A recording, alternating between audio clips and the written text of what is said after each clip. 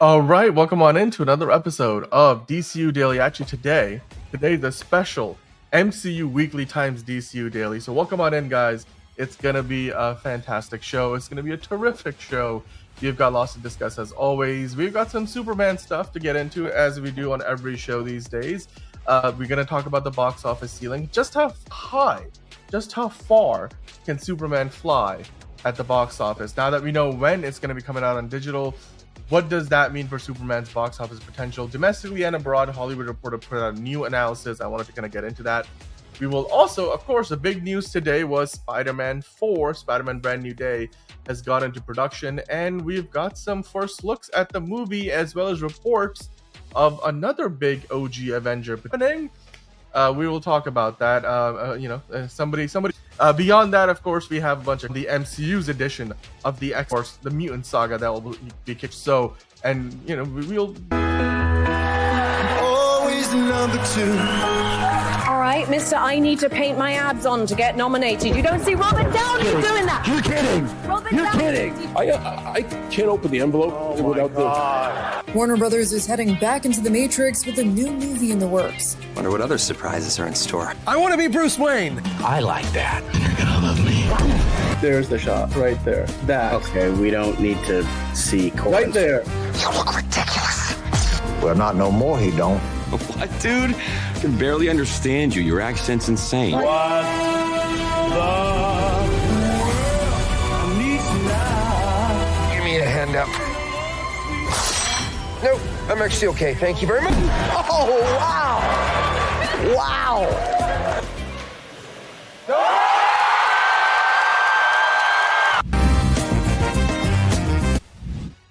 All right, as I mentioned earlier, it's going to be a packed show. The music is still playing because it's about to be a packed show. Like I said that twice already. Okay, so as I mentioned earlier, we've got a bunch of quickest today. We've got a Fancast Friday. We also have a review of The Naked Gun. We're not going to get into spoilers just yet because I haven't seen the movie, so I don't want it spoiled.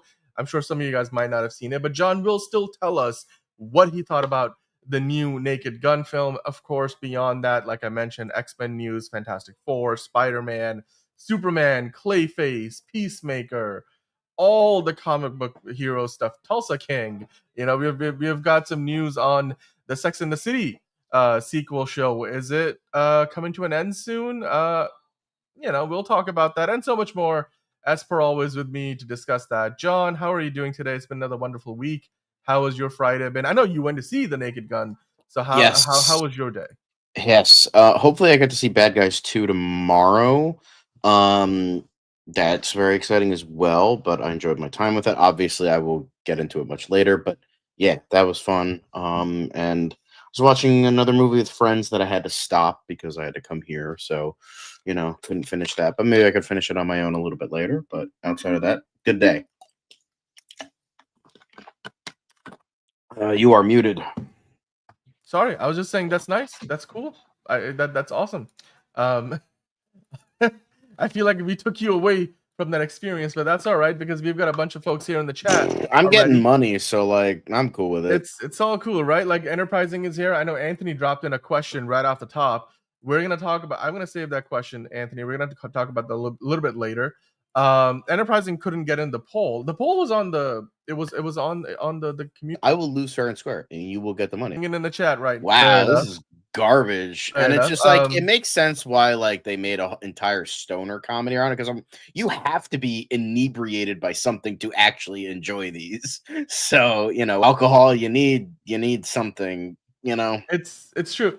By the way, Movie Spud did see The Naked Gun, so I'm sure he's looking forward to your review. Figure Drawing is here. Yo, what's up? Marco Ramos is here. Hello, Marco from Portugal. Our Portuguese friends are watching tonight.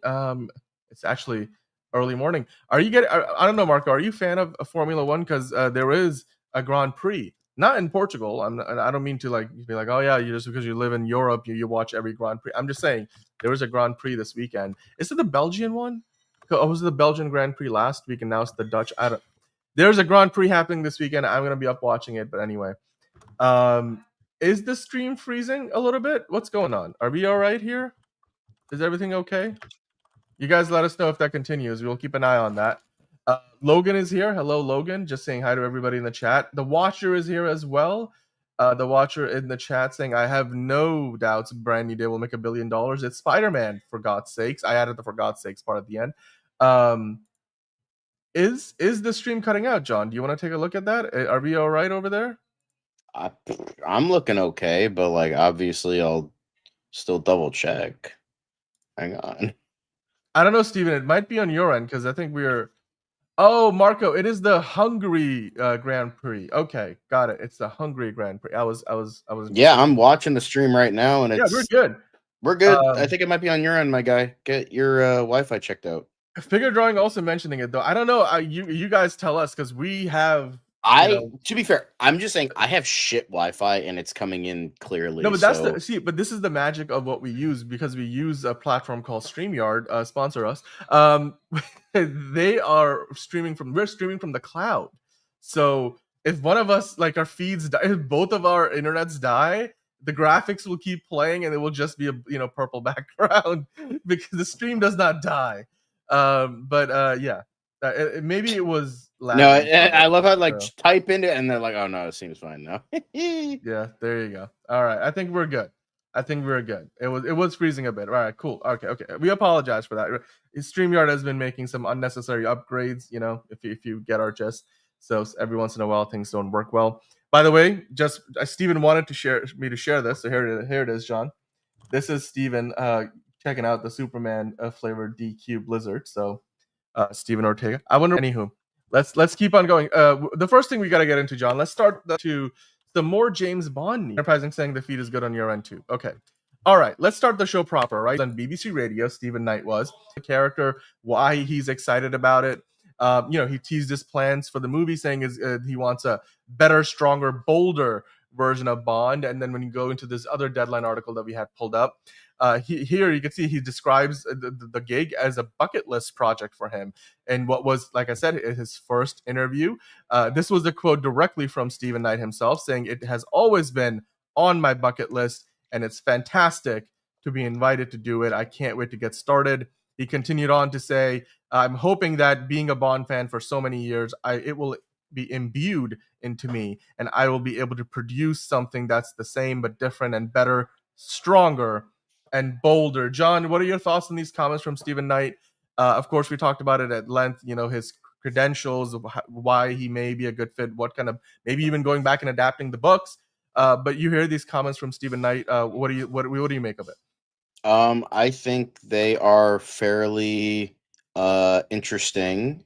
I mean, I agree. Like, I feel like James Bond is definitely a bucket list item for a lot of people.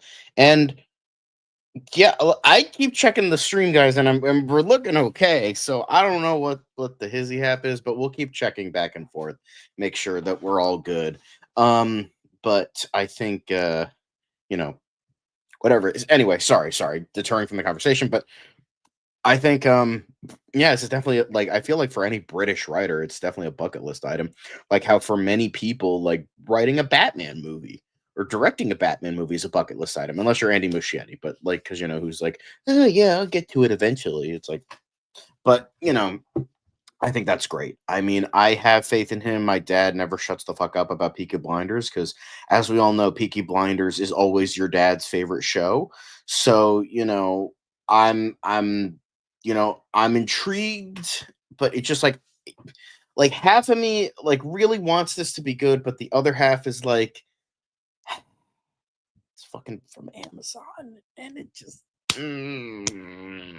I can't get it. Like we're gonna be talking about Spider-Man Brand New Day. It's the same thing where it's like a part of me really wants to be excited, but then the other part is like, this is probably gonna be dog shit. So it's like I want to be excited so badly, but I'm just like, I don't know.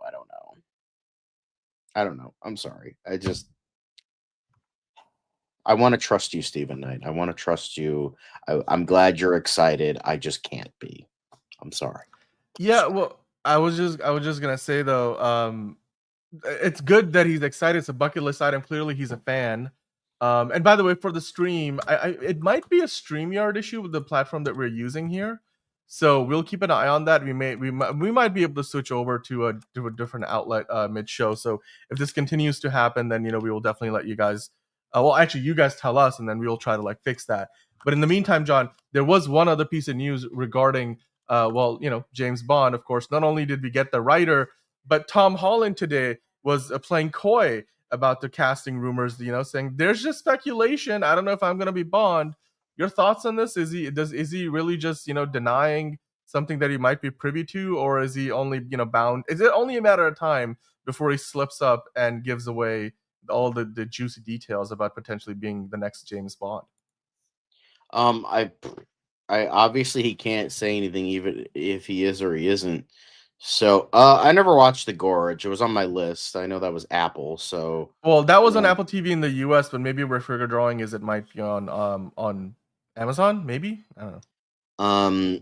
But yeah, I think he would be, and I hope it's not true. I think it's just he's he's just trying to stay hands off, whether he is or he isn't. He's just like, you know what? Let me not talk about it. And he's like, I literally have a Spider-Man movie coming out. I'm literally part of a Sir Christopher Nolan production. Why don't we talk about that, please? If you can, preferably.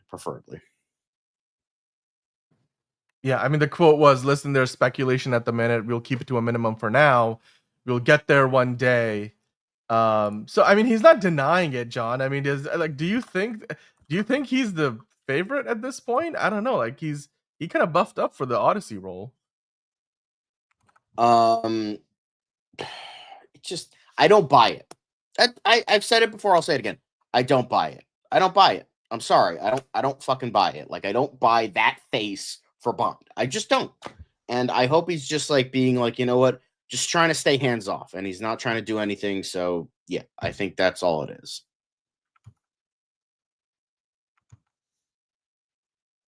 Yeah, exactly. Enterprising's right. It's too baby faced, So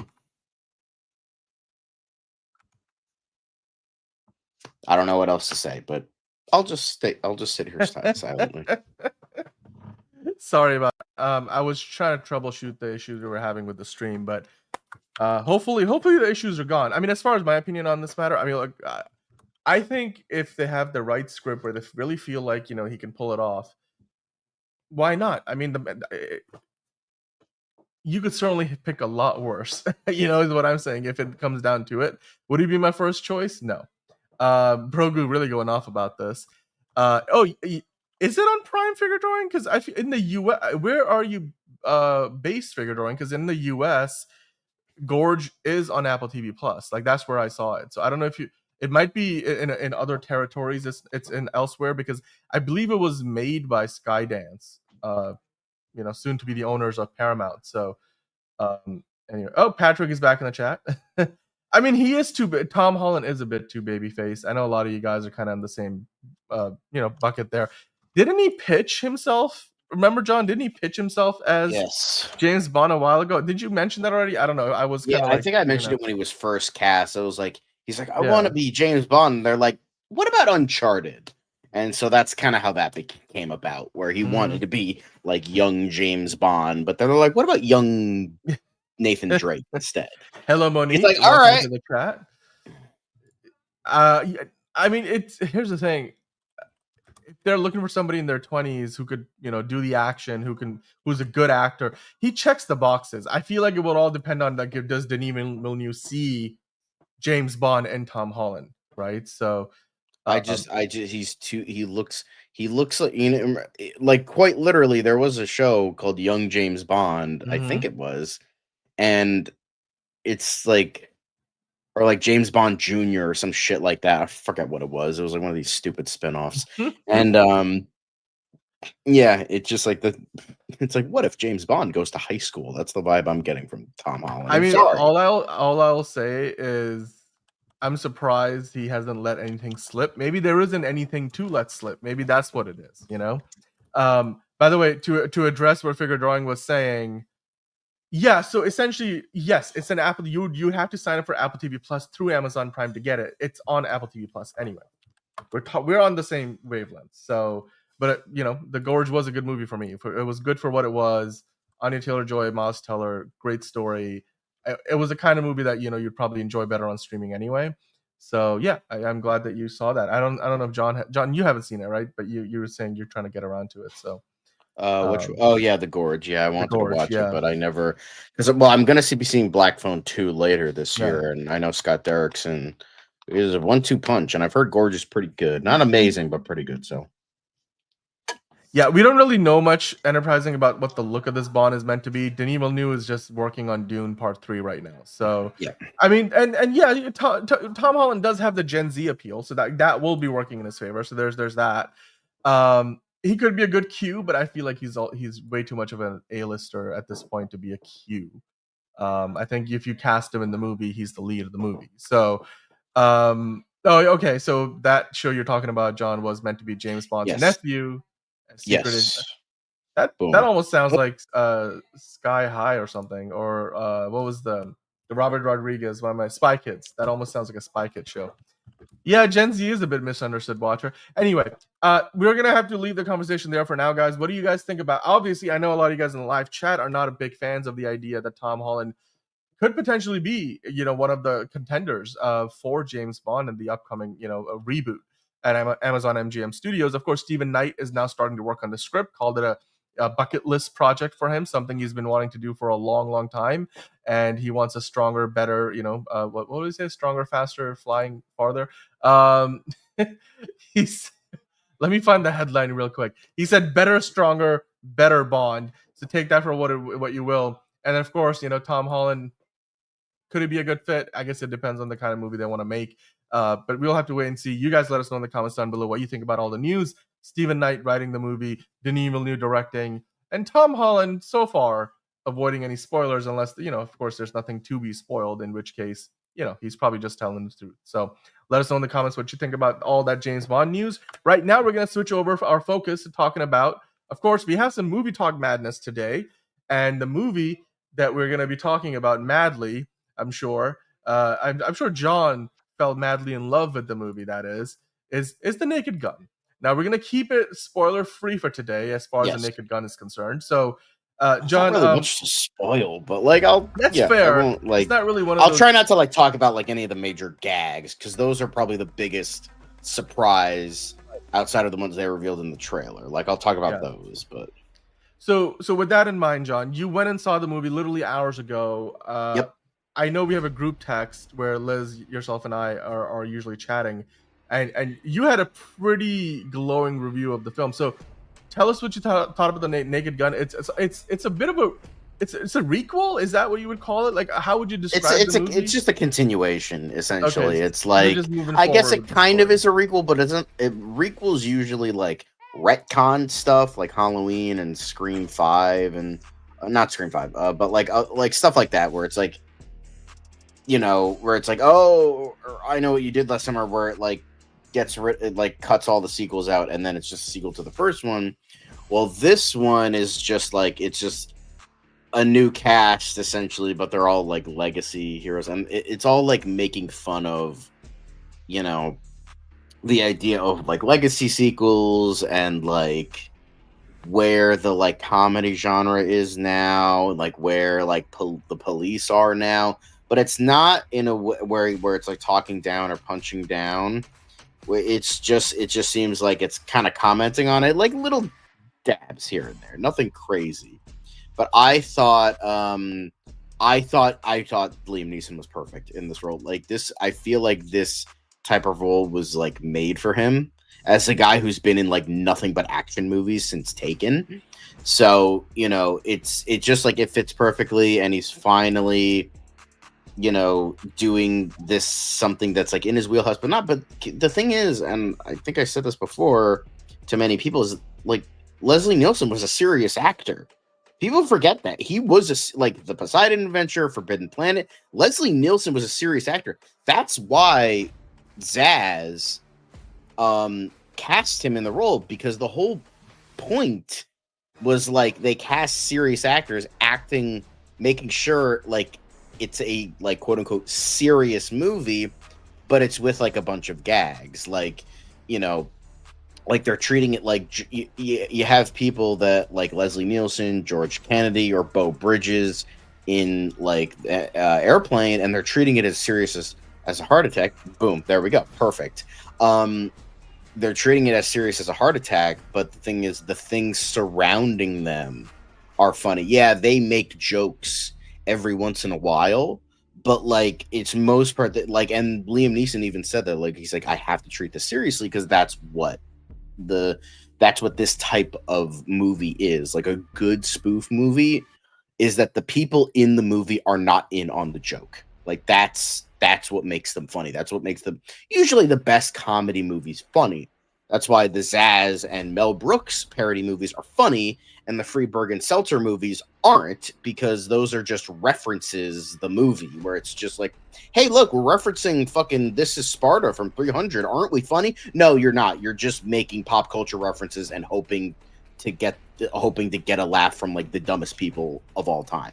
So, you know, I think it was just like a schoolgirl outfit. Like that's because he like dresses up as like a schoolgirl, and he's like disguising himself, and they're like, what do you want? And then he pulls off the mask and he's like, your ass, and then he beats the hell out of him. It's like, yeah, I don't think Paul Walter Hauser was like the comedy relief or anything. Like he wasn't like haha he funny. He was mostly deadpan, like Liam Neeson was. Like that's the thing about everybody in this movie, is that everybody was serious. They were treating it like CCH Pounder, Liza Koshy, Paul Walter Hauser, Liam Neeson. They all treat Pamela Anderson. They all treat this seriously. It's just the things, the world they inhabit, and the things surrounding them are funny, like gags that don't exist. Yeah, Top Secret. That was Zaz's first. I think that might have been before Airplane, actually. Maybe. It might have been, I don't know, but Top Secret, that was another Zaz production. I still need to watch that. I need to watch Police Squad too. Exactly, like, you know, I am serious and don't call me Shirley. That's the thing. Gotta be serious. So like, I think like everyone did a great job. It's a simple, breezy comedy movie. It's 85 minutes. It feels like it, and that's a good thing. Like it doesn't inundate you with like tons of subplots or like tries to do more. It is a simple, concise comedy that works. Liam Neeson did great. Paul Walter Hauser did great. Pamela Anderson. Like there wasn't like a lot to their performances, but they nailed the humor that is necessary for this type of movie, and it's just great. Like I would say like 99% of the jokes land. Like I was laughing out loud in the theater. And then like me and like this other guy, we were like laughing. Like people clapped at the end. They genuinely thought it was funny. It's Seth MacFarlane produced it, and it's just like and the thing that's also makes this movie great that a lot of people nowadays seem to forget is that it's a loving homage to the Naked Gun. It's not making fun of the Naked Gun. It's not laughing at them, it's laughing with them. That's like, it's kind of the wink and a nod towards like what makes these movies so good. Like Akiva Schaffer, who is, you know, was the director. He's 1/3 of The Lonely Island. Yeah, Rob Roy, Discount Braveheart. Hello. Honestly, yeah, I think Pamela Anderson, now that she doesn't have like tons of makeup and like trying to look fake as fuck, she looks good. Who would have thought? But I think and then the story is like easy to follow. It's like it takes jabs at like police brutality and like toxic masculinity, but like not in like a super serious way. It's just like kind of like a wink and a nod, as I was saying before. But yeah, I think I think this it pretty much, it's not going to be the greatest movie ever. If you like good parody, if you like Zaz movies, as in the Zucker and Abrahams, the Zucker brothers and Abrahams, if you like those, like Kentucky Fried Movie, Airplane, Top Secret, Naked Gun, those movies, you will like this movie. Like it's made by a fan of those movies for the fans of this movie, and I think he gets it. They also don't try to copy what came before.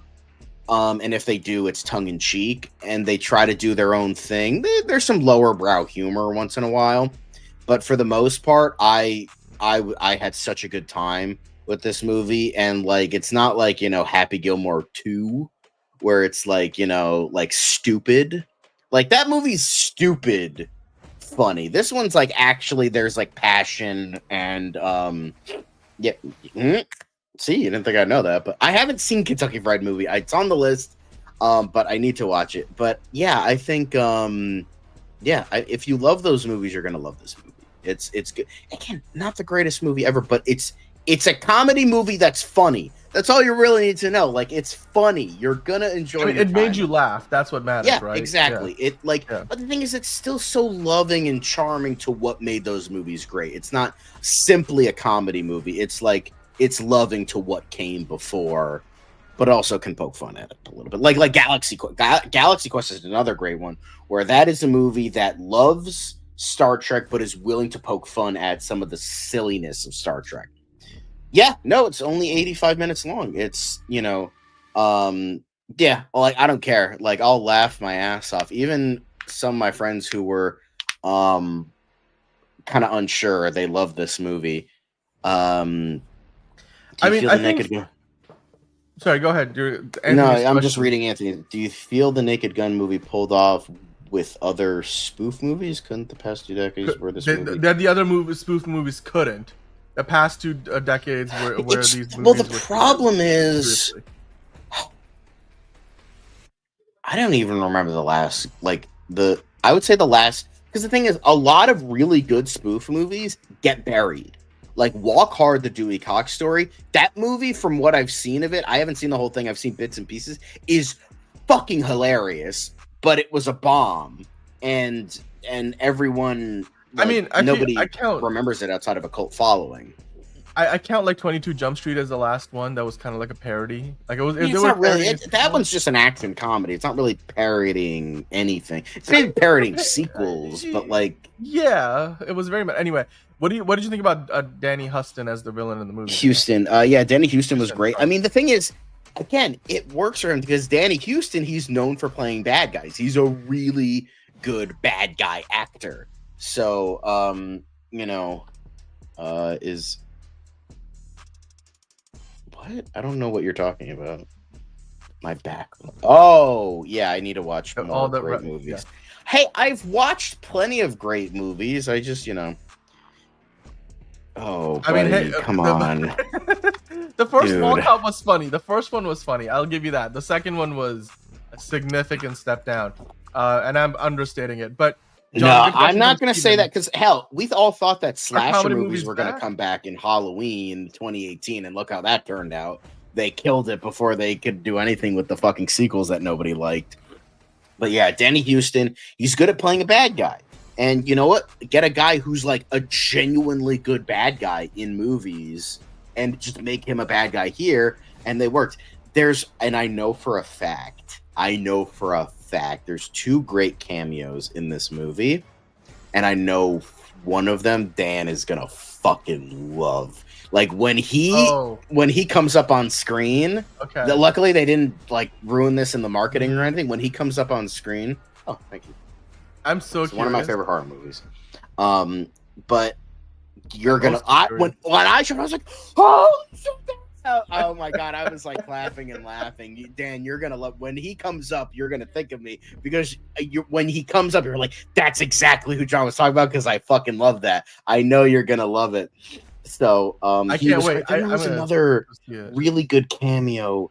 Again, I won't spoil it. I'm trying not to spoil like the major things, but like another really good cameo when he showed, I was like, oh, this man just makes everything better, And Steven, you're making me more and more excited for this movie, man. All right, Steven, to answer your question, hang on. John did get the bucket. He just got it stuffed. He did get the beaver. I do, in fact, have a very nice beaver. Hold on. I gotta sit down. I'm so sweaty right now. But yeah. Here he is. Here's the beaver. In fact, my dad got mad at me that I got another popcorn bucket, so now I got to be more secretive if I ever get more popcorn buckets. So yeah, it doesn't do anything special like the Herbie one, but it does open. How does it open? I'm trying to. There we go. See, opens like that, right out of his ass. Like a good amount of popcorn. I mean, I guess that's the only way you can stuff a beaver, right? And it was funny because I got my snacks beforehand. Thank you, Marcos. Thank you for doing the reference. But I got my snacks beforehand, so I just grabbed them and went into the theater. So I didn't get a chance to buy one before the movie. So I went in. So I got this after, and to the guy, I was like, "Hey, can I just not have any pop?" I didn't want to bring like an entire large popcorn into my car. I was already weird enough bringing this into my car. He's like, "Can I not have any popcorn?" He's like, "You sure?" I'm like, "Yeah." He's like, "I mean," and I'm like, "I don't want any popcorn. I don't want." He's like, "I'm not gonna throw it at you, man." But like, I just thought that was funny. So yeah, here he is, very cute, very nice beaver. But I came on with this whole thing because I was like, hey, I went into the house. I was like, hey, Mom, nice beaver. and both my parents were like, you got a fucking another one? And I'm like, I don't have a lot in this life. Can you like give me like this is like one of the few things that bring me actual happiness. So can you just like fucking get off my back, please? Thanks. But yes, I did get the beaver popcorn bucket, and I'm very happy with it. It was a lot cheaper than the Herbie one. This was only like $25, I think. So.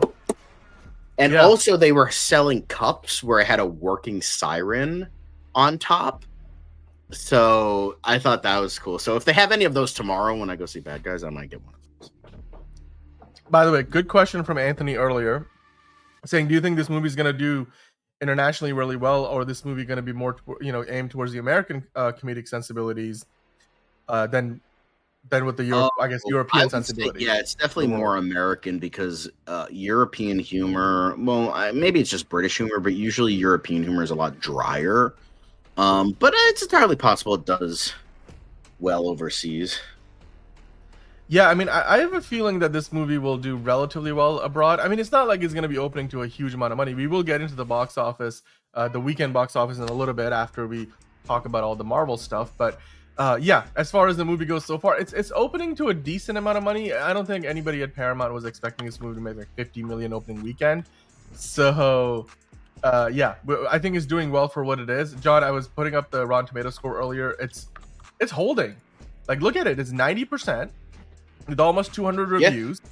And the audience score is not all that bad either. 82%. I mean, it's a comedy, so like, maybe some of the jokes weren't landing. That maybe that's an indicative of the idea that, hey, not as many people appreciate the kind of humor.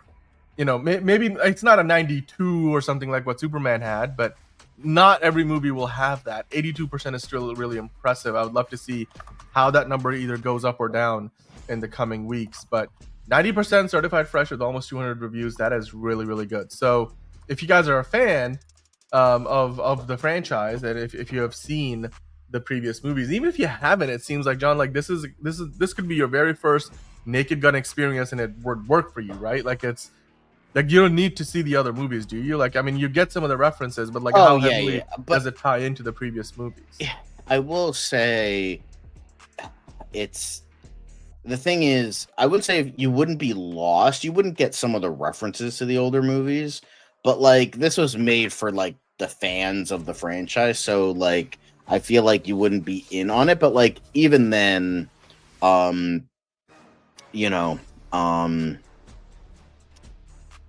think this is still great. Like even if you're like a newcomer, also I'll put the beaver on my bed so you can kind of see it. There you go. You can kind of see it a little bit. So, actually, there was a good comment from the watcher there. Like, maybe they played it a bit safe. The writers did, or the director. Possibly. Now, I don't know. They do mention some pretty fucked up shit in this movie. Again, I don't want to ruin it because I don't want to ruin the joke for you.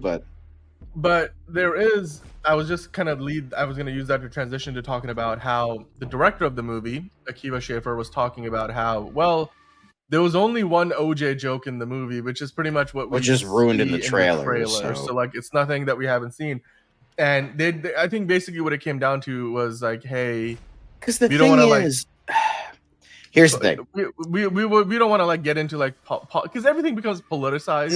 No. Here's the thing. Here's the thing. I will say, I like how he only limited it to 1-1 because it was a big laugh in my theater. It was a big laugh in the trailer too. But because the thing is, if you do something too much, it becomes less funny. And the thing is, restraint is usually what makes things better. Like that's like Alfred Hitchcock. I know this is gonna be a way out there comparison, but like Alfred Hitchcock, that dude was restrained his entire career, and he made some of the best movies of all time. So, he, I think that was, I think that was a smart choice from Schaefer. I think like, he has some pretty dark jokes in there, not maybe as dark as like some other stuff. Like in one of the original movies, it might have been 2.5. It might have been the first one. I forget. There's like, oh, there's that evidence. Turns out that guy really was innocent. He's like, Frank, that guy got the chair 2 years ago. Oh, and then they move on. Like that's like super dark humor. So yeah, there's lowbrow and eyebrow, and then they also have they try to stick to the plan that Zaz always tried to stick with. And this they mentioned this too. Yeah, because Tarantino, because he has to like insert like fucking the N-word and gallons of blood in each one of his movies for no reason. So where for Zaz movies, they always had a rule. Like, if there's nothing going on in the foreground, there has to be something going on in the background, like a gag. If there's a gag going on in the foreground, there's nothing going on in the background. Because if you inundate the audience too much, they're going to get sick of it, and it's not going to be funny anymore. So you got to have some kind of restraint to make it better. So, and here's the thing. That's why, going off kilter with Tarantino, that's why some of his earlier movies are better, because they did have restraint, because he didn't have the money or the budget or the clout to really do anything, like Reservoir Dogs, Pulp Fiction, and Jackie Brown. From what I've heard, I know it's slow, but most people like. I mean, in general, I feel like for movie makers, any kind of creative, if you put them in a box, they're more likely to give you some of their best work than when you give them carte blanche, right? They've seen that happen and go awry many a times. The latest example was Todd Phillips' Joker, All You Do. But getting back to this, so just a quick question from Anthony. He was referring to like the whole idea of maybe they held back on some of the jokes because they didn't want to, have this movie get canceled or something. Here's the thing, John, you tell me, but as far as I'm aware, the Naked Gun franchise does not pull punches. They've never been known to pull punches. No. Do you feel like they were it doesn't get as extreme as like South Park. Like South Park is like the ultimate extreme now, or like It's Always Sunny. Those, they get away with everything because they've been around for so long. They've been around back when before like comedy wasn't as so heebie-jeebie as it is nowadays. So they can get away with it. They've been around since the 90s. No, they don't have to worry about anything. Or they like the mid to early 2000s where like you could actually be funny and not have to worry about people, like getting fucking losing their complete shit over a jeans commercial. So, it's just they can get away with it now because they've just lived that long that like trying to cancel them is just like, no, try, but fool's errand. This, maybe they like, I didn't really notice they do say some dark jokes, maybe not as many dark jokes as some of the earlier films, but they still snuck a couple in there, like the OJ joke. There's another joke that I fucking laughed out loud and hard at. And I think, again, you'll know what I'm talking about when we get there. But it was between Danny Houston and Pamela Anderson, and it was fucking great. And so, like, that's the kind of thing that I really liked. And, there's like, as somebody said, it's a balance between low and highbrow humor. Yeah, exactly. Monique was saying that earlier, and I just want again shout out to Pamela Anderson. She looks as good as ever, and like you said, Liam Neeson needed a movie like this, I think, to kind of change things up. Hopefully, maybe he can have his comedy renaissance, or I don't know, like a new era of comedy. It's kind of like how Bob Odenkirk has become an action star, in the latter half of his career. Maybe Liam Neeson can become a comedy star for all we know. But I was just mentioning to you earlier before we even started the show, John.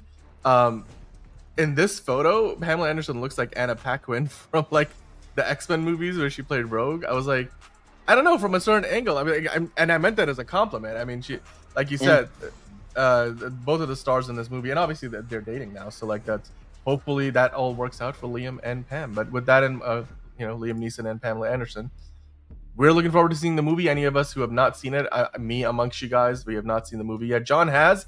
A number of you guys in the chat have as well, and it seems to be overall. John, you would, I'm guessing, recommend. I recommend. I'd probably give it like a 9.5 out of 10. Awesome. All right. Well, maybe 9.5. I don't know. That's a higher score than you gave to even Superman. So, using that for reference, guys, let us know in the comments down below what you think about the Naked Gun, the new Naked Gun movie with Liam Neeson doing his deadpan humor best, and of course with a fantastic cast to go along with him. CCH Pounder, Danny Houston, Pamela Anderson, of course. What did you think about the Naked Gun? We're gonna continue to talk about the movie next week. Once I've seen it, then maybe we can have more of a spoilery chat because I am so excited, and John just made me all the more pumped for this movie. Did he do the same for you? Let us know in the comments down below. But right now, John, we're gonna have to change our focus to the second MCU weekly episode of the week. Why? Well, because we have a lot of Spider-Man to talk about today, and the day started off with the news that, of course, today, I mean, we're doing the show now, and it depending on when you're watching it, it might be, on Saturday. So when we're doing the show live on Friday, Spider-Man Brand New Day went into production. They had been prepping in Glasgow for a longest time. They converted the city of Glasgow. They've converted big swaths of the city of Glasgow into Manhattan, essentially, a stand-in for Manhattan. Kind of similar to how, Batgirl converted Glasgow into Gotham. We hope, we know that Spider-Man will have better luck with filming in Scotland than Batgirl did, because Batgirl never made it to us screens. But John, that's how the day started. Spider-Man 4 officially beginning filming today. And then they put out a suit tease. Like we've got a look. You can see it here. I'm gonna see if I can get us a better look at this. But essentially, in the tease, they said something brand new is coming. Obviously, a day. Yeah, we know it's brand new day. Brand new day. It's not much to go off of. It's like 7 seconds, but it does give you some look at the details. Like you get the raised webbing structure. The shininess of the material kind of feels more classic. They even kind of give you a bit of a hint at maybe the logo, the Spider-Man logo. What are your thoughts on this? It's not much. It's not like when they gave us the Robert Pattinson look at the Batman suit, or when we got the Ben Affleck Batman suit, or when we first saw the Superman suit in full. It's closer to the Superman suit and when we just saw the part of the crest in the ice. Yeah. And when they were filming in Svalbard. So I feel like they wanted to get ahead of, obviously, I'm sure it's going to get spoiled through set photos soon enough. But what are your thoughts on what we have seen so far? Yeah, I think this looks great. I only saw the memed image where people were posting pictures of the Spider-Man Lotus costume. I never saw like the actual like teaser. So I hope it's good. At first I was kind of iffy because again, I heard all of the wrong news from this, and I was like, this movie's gonna fucking suck. But then everyone was like, wait, no, did you hear everything? And I'm like, I didn't. And then I saw more stuff. I'm like, okay. I won't let Cretin cook. I'll let him simmer. Maybe like a microwave hot pocket. Like, just like not cook just yet. Just like simmer, microwave. Yeah. By the way, quickly, Anthony, to address, we did talk about it a few days ago. The idea that Spider-Man Brand New Day takes place a year before the events of Avengers Doomsday. I think for the movie, hopefully it takes place like a year before like Thunderbolts, because it's like, why the fuck didn't he do anything, Spidey? Well, well, I don't know if it would, because they like Anthony was saying, they skip ahead 18 months in Thunder. No, it's not 18 months. I know. I'm just joking, because it's like people made memes about like the Void fucking murking people, and then Spider-Man and Kate Bishop are in like a cafe having coffee, and it's just like, where the fuck were they? It's gonna be that Eternals problem. We'll deal with the elephant in the room 5 movies later, I'm sure. But yeah, I mean, look, if we do live in a crazy world, Henry Cavill could be playing. Could he be playing James Bond? I don't know. Peter Parker.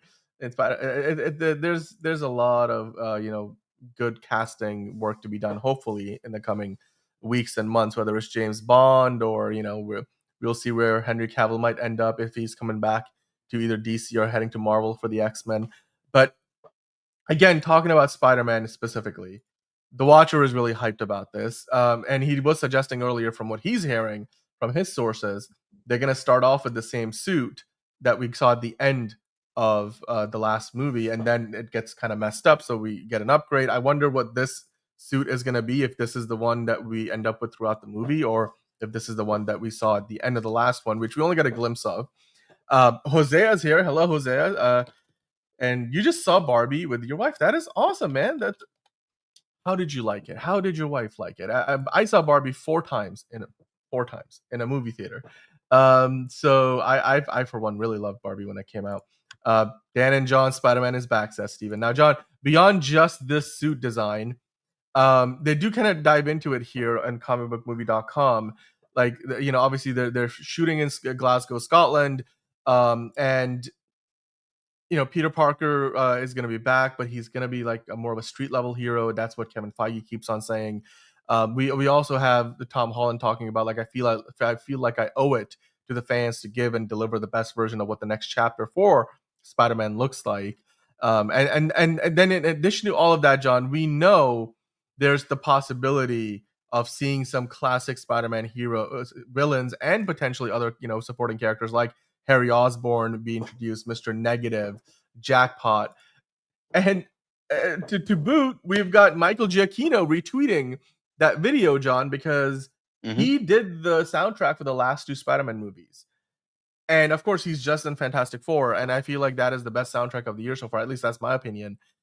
Do you think Michael Giacchino also, does this mean, he's coming back to score the movie? Like, would you want to hear Michael Giacchino's score for another Spider-Man movie?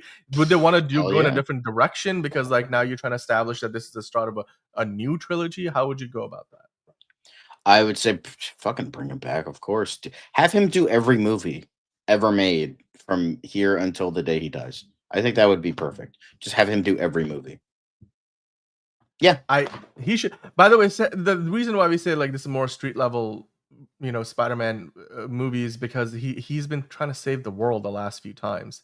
Not so much like the Avengers, but obviously he's been in a couple of Avengers movies, more than a couple. But I personally would love this score to be consistent too, because I feel like the last couple of movies, the continuity allowed Michael Giacchino to kind of create a new, like, what the leitmotif for Spider-Man that we haven't had in a long time. Like, everybody remembers the one from the Sam Raimi version of the movies, and of course Andrew Garfield's 2 Amazing Spider-Man movies had completely different soundtracks because they had 2 very different composers, even though they were both really good ones. I wouldn't be shocked either, because you can then just go from this to the Batman Part 2. Patrick saying Ryan Gosling should have a Ken movie. He stole the show in Barbie, addressing again what Hosea was mentioning earlier, saying that his wife loved the movie. I liked I Am Ken song even more. Dude, when Barbie came out, I swear to you, the amount of times I watched and played that song in that music video is embarrassing to talk about. And there's a video on our channel. We cut it up from the main show that we did that week. I was, like, basically advocating for Ryan Gosling to get a Best Supporting Actor Oscar nomination. And then, I like to think that I, manifested that into actually happening. I knew he wasn't going to win, but I was like, Ryan Gosling should get a Best Supporting Actor nominee, and he did. Anyway, I digress. And we are all Knuff, Eugene. I am Knuff, you are Knuff. I actually have the hoodie. I don't have it near me right now. It's in a different room, but I would definitely bring it out if I could. Yeah, I mean, Anthony, it's going to be fun to see how the Punisher kind of incorporates into the movie. But before we get to talking about the Punisher, John, it's been a big Spider-Man news day. So the Hollywood Reporter came out with the news that Mark Ruffalo is returning as the Hulk for Spider-Man. Yeah. And then they were like, but wait, that's not all. Because there's more. At the same time, we're going to get the return of Michael Mando in the role of Scorpion, who we haven't seen officially in the world of the MCU Spider-Man since Spider-Man Homecoming, the very first solo movie that Tom Holland did. Although he did make that cameo. Well, which was it? Was it at the end of Craven? It was the Jared Leto. Why am I've erased Morbius. Morbius. Oh God, now it's back in my head. Morbius. Remember that there was a post-credit sequence in Morbius which featured Scorpion. I don't know. It was Vulture. Was it Vulture? Oh, was that Vulture? Okay, so I'm confusing it. But Scorpion is back.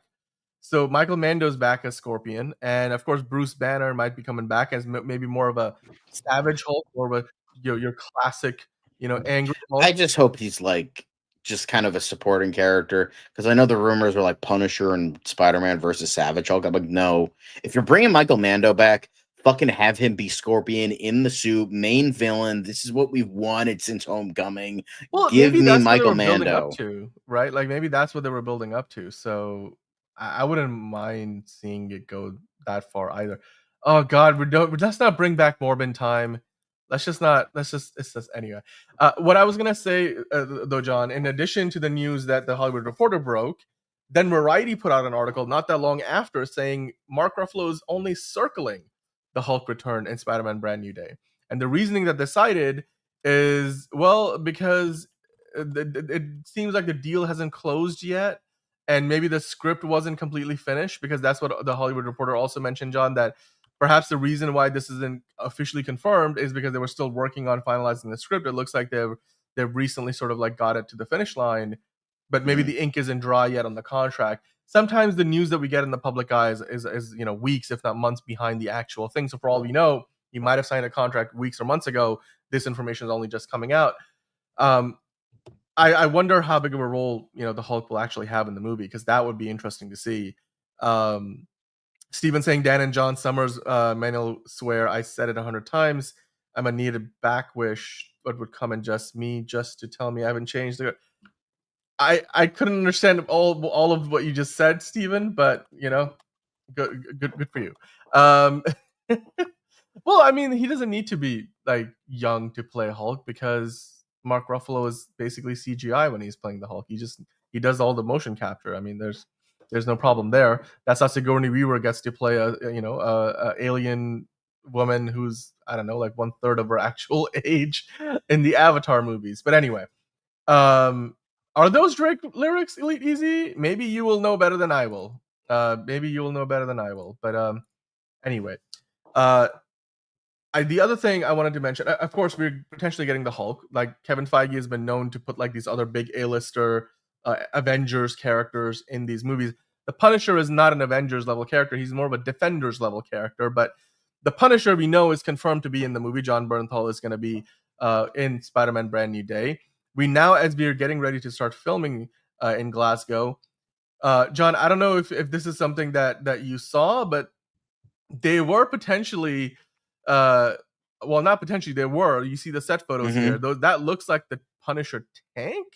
Am I correct? No, it's with the logo. Hold on, if you click on it real quick.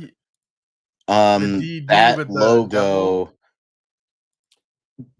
that is an Inner Demons logo, which means it hints at Mr. Negative. So Mr. Negative is pretty much confirmed at this point then. Maybe not. Maybe this is a bait and switch, and they'll like, because you remember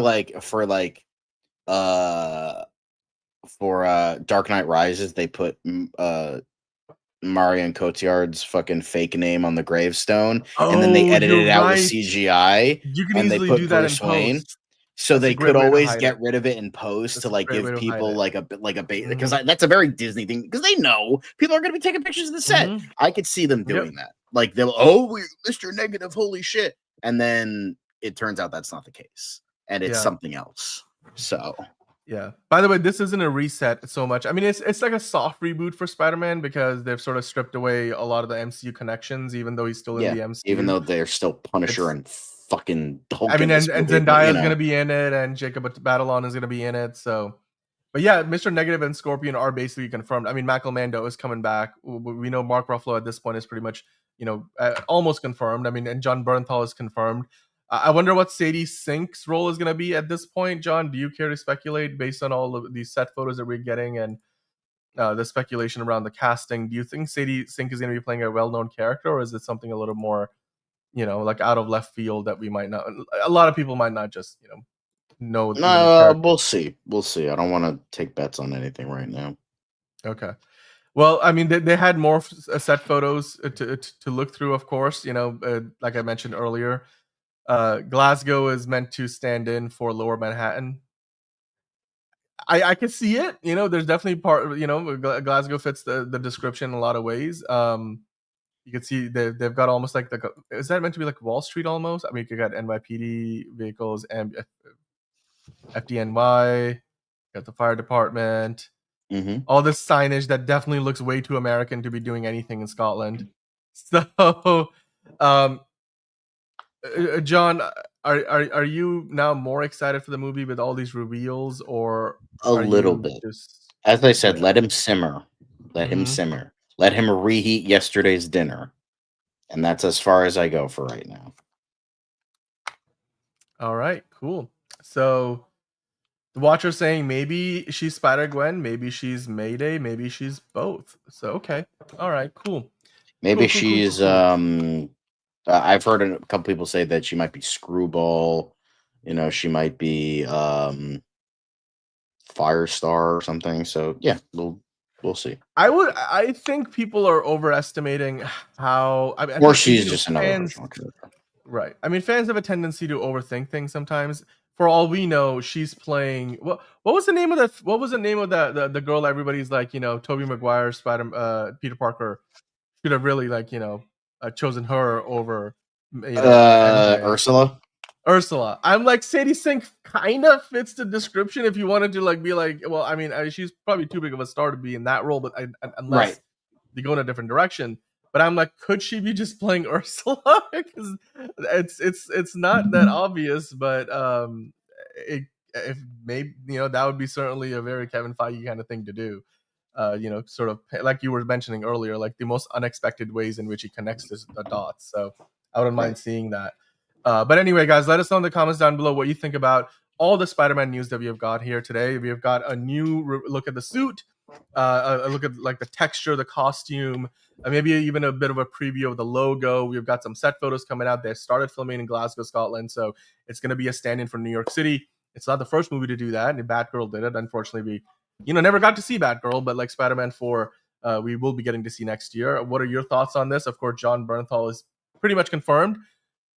Bruce Banner is now getting close to signing on the dotted line, and maybe that will mean the Hulk will be back. Michael Mando's coming back. Is that still gonna make for a street level Spider-Man movie? That would be interesting. Yash is here. Hello, Yash. All right. Well, let us know in the comments down below your thoughts on all the Spider-Man 4 news. But we're gonna keep on going with MCU Weekly, John. The next thing we gotta get into, of course, is the Fantastic Four. Okay, I can't sing, so I'm going to stop right there. But John, they did the thing. They recreated one of those iconic covers featuring the first family of Marvel. And I'm going to get into the Interstellar references in a second. But here it is. There's the photo. They did the cover. You can see the four of them. And then I think, see the cover right there that they're recreating. I think this is similar to what the Superman cast kind of did. They tried to recreate a couple of covers of classic Superman. Yeah, I know. They did the same thing with Deadpool and Wolverine, with Wolverine staring at the picture, and then they had the Spider-Man pointing at each other for the behind the scenes. So, yeah, I thought that was pretty great. Gotta love it when they recreate the memes. Mm-hmm. I love it. It looks actually, pun intended, not intended, whatever. It looks pretty gosh darn fantastic. Now, what I thought in the movie was a little less than fantastic was the overtly obvious visual references to Interstellar and Fantastic Four, especially when they're in space. But they don't get the physics right. And I know, John, that this is not something that you care for. I just wanted to just quickly mention it. You could see very, very easily that when they had the Excelsior in space going near what looked like was basically looking like a black hole, but they thought it was a neutron star. Two completely different things. Anyway, but the cinematography and the way they showcase a wormhole, which at first I thought was a warp bubble, but then they called it a wormhole. But anyway, all the visual references were there. Clearly, they use Interstellar for all the visual kind of key moments, and especially in the first half of the movie when they first meet up with Galactus. So it's really cool again that Christopher Nolan's Interstellar has such an impact, and where like Marvel is going back and using it for reference. Not that I'm like, oh my god, Marvel used Christopher Nolan for reference validation. No, Christopher Nolan is an Oscar-winning director. Like the man does not, Sir Christopher Nolan does not need Marvel's validation. But your thoughts on again the influences? Did you catch that at first watch, or did you have to think about it after that? It's fucking obvious. And I'm like, you know what? This is fucking amazing. Fucking best scene in the whole goddamn movie. So there are some plot similarities. I tried to bring it up when we did the spoiler talk, but Liz was going off, so like I couldn't get my, Do you want to quickly give us a sidebar? Yeah, because I was noticing that when I was watching Fantastic Four, how they had the scenes like similar to they had like the evacuation sequence. They had the idea of the Fantastic Four being hated, just like Superman. And I've personally felt those themes were done better in Superman, and I thought the evacuation scenes were better. Like you had that great shot of like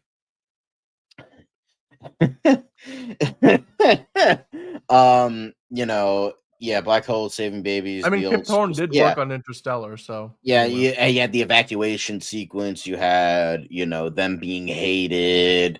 The idea like their whole world is about to change, kind of thing. So like there is a lot of similarities between the two, and I found that to be very, very interesting. And I think, although I think Superman has less CGI, baby, to be fair. I mean, baby Joey. Superman did have baby Joey. That was a completely CGI this wouldn't be the first time that Marvel has copied DC. Literally they made Captain America Civil War when that was not what was intended to be after BVS came out. They did in Eternals when New Gods was announced. BVS got pushed by almost a year, so they had a lot of time to catch up. So Eternals was announced when New Gods was announced, and then New Gods never happened, thank God. And then Eternals came out and it was boring as shit. And then you had, well, from what I've heard it's a very, very boring movie. And then you had, what was another one? Then you had, Suicide Squad, and then mysteriously right after that they greenlight Thunderbolts, and it's like, well, okay, but there were a few years gap between it, but I mean, there was to be fair, it did get like delayed a bit because there was a whole lot of stuff, but like, it's it was definitely intriguing. But it's like they've done this since like the fucking 40s, like the earliest ripoff was probably Aquaman. Aquaman was a ripoff of Namor. So like that was probably the first ever like huge, and then the whole Captain Marvel Shazam situation. Yeah, they've been ripping off each other for decades, almost a century now. So like Yep. Yeah. I mean, that's maybe there's an alternate reality. Grogu. Good night, Brogu. Good night. We need to start like going earlier so we can get more of Brogu. Yeah, I know, man. He's only able to stick around for like the first half of the show, but like, good night, Brogu. Have a good rest of your Friday night. But we're still here. Anthony asking if they recast the Avengers, I would rather have Tony Bruce be contemporary with Magneto and Professor X in terms of age, and have the other Avengers, I'm guessing you're gonna say, be the same age as the new X-Men and Fantastic Four. Here's the thing. I think was it you that put it up? Yeah, if they're gonna recast every original Avenger for the next phase, are you guys' thoughts on Henry Cavill as the Hulk Bruce Banner? Okay. I mean, unless he's playing the Hulk, but like the actual Hulk, not Bruce Banner, I don't buy that. Right. I cannot see that. Sorry, I'm just gonna take that whole Anthony questions or like the three comments together and just say, look, yes, they're meant to do a bit of a soft reboot for the MCU, but Kevin Feige never said he said the reboot is a scary word. AKA he is scared shitless to actually reboot the MCU. So, which I don't blame him. They've made like almost 40 movies and like 80+% of them have, been financially profitable and pretty much all of them have opened #1 at the box office. So they've had a lot of success. But I think to just answer your question in general, yes, they will eventually probably recast Tony Stark. They will probably recast Steve Rogers. I don't know if Bruce Banner's getting recast, to be honest with you. Like, not every character is gonna. You know, it'd be funny get if they recast. recast Hulk. If they recast Bruce Banner and they just bring back Edward Norton, they have the opportunity to do the funniest fucking thing. Yeah, except Kevin Feige is still in charge, so I don't think he's gonna be inclined. I don't to think they do that, but that would be funny as fuck. It would be like a reverse next time, baby, and then like they just bring back Edward Norton. That's the reboot I want, because I feel like at this point Don Cheadle's let's like, not. Terrence Howard's I don't kind know. of a piece of shit, so He not. is. That's true. At least Edward Norton, he's just an egotistical ass. Terrence Howard actually beat people, so let's not. Yeah. As far as who could be the next Iron Man, I don't really know. Like, I can't really think of an actor who's gonna have the charisma to pull it off. Obviously, Tom Cruise was fan cast, but he's older than RDJ, so I don't know where you would go with that, John. You know who it should be? You know who it should be based off one joke in a dumb comedy movie from fucking 10 years ago? Mark Wahlberg. You know what? I would go see it. I think we found an Iron Man suit. I would go see it. Now, speaking of seeing it, John, I kind of missed this, but we did have a couple of 1994 cast of the Fantastic Four cameos here. So yes, Jay Underwood on the left is Human Torch. Mm-hmm. I forget the actor's name on the right, and he played the Thing. There you go. It's amazing. And then we also had didn't we have a couple of other actors? You mentioned that at least we had them all on the red carpet or the blue carpet event. So we got to see some 1994 Fantastic Four cast cameos. And speaking of which, we ranked all the Fantastic Four movies on this past Tuesday. So you go check out Tier List Tuesdays. There's a playlist on the channel right on the homepage. Michael Bailey Smith. Look at it. Michael Bailey Smith is his name.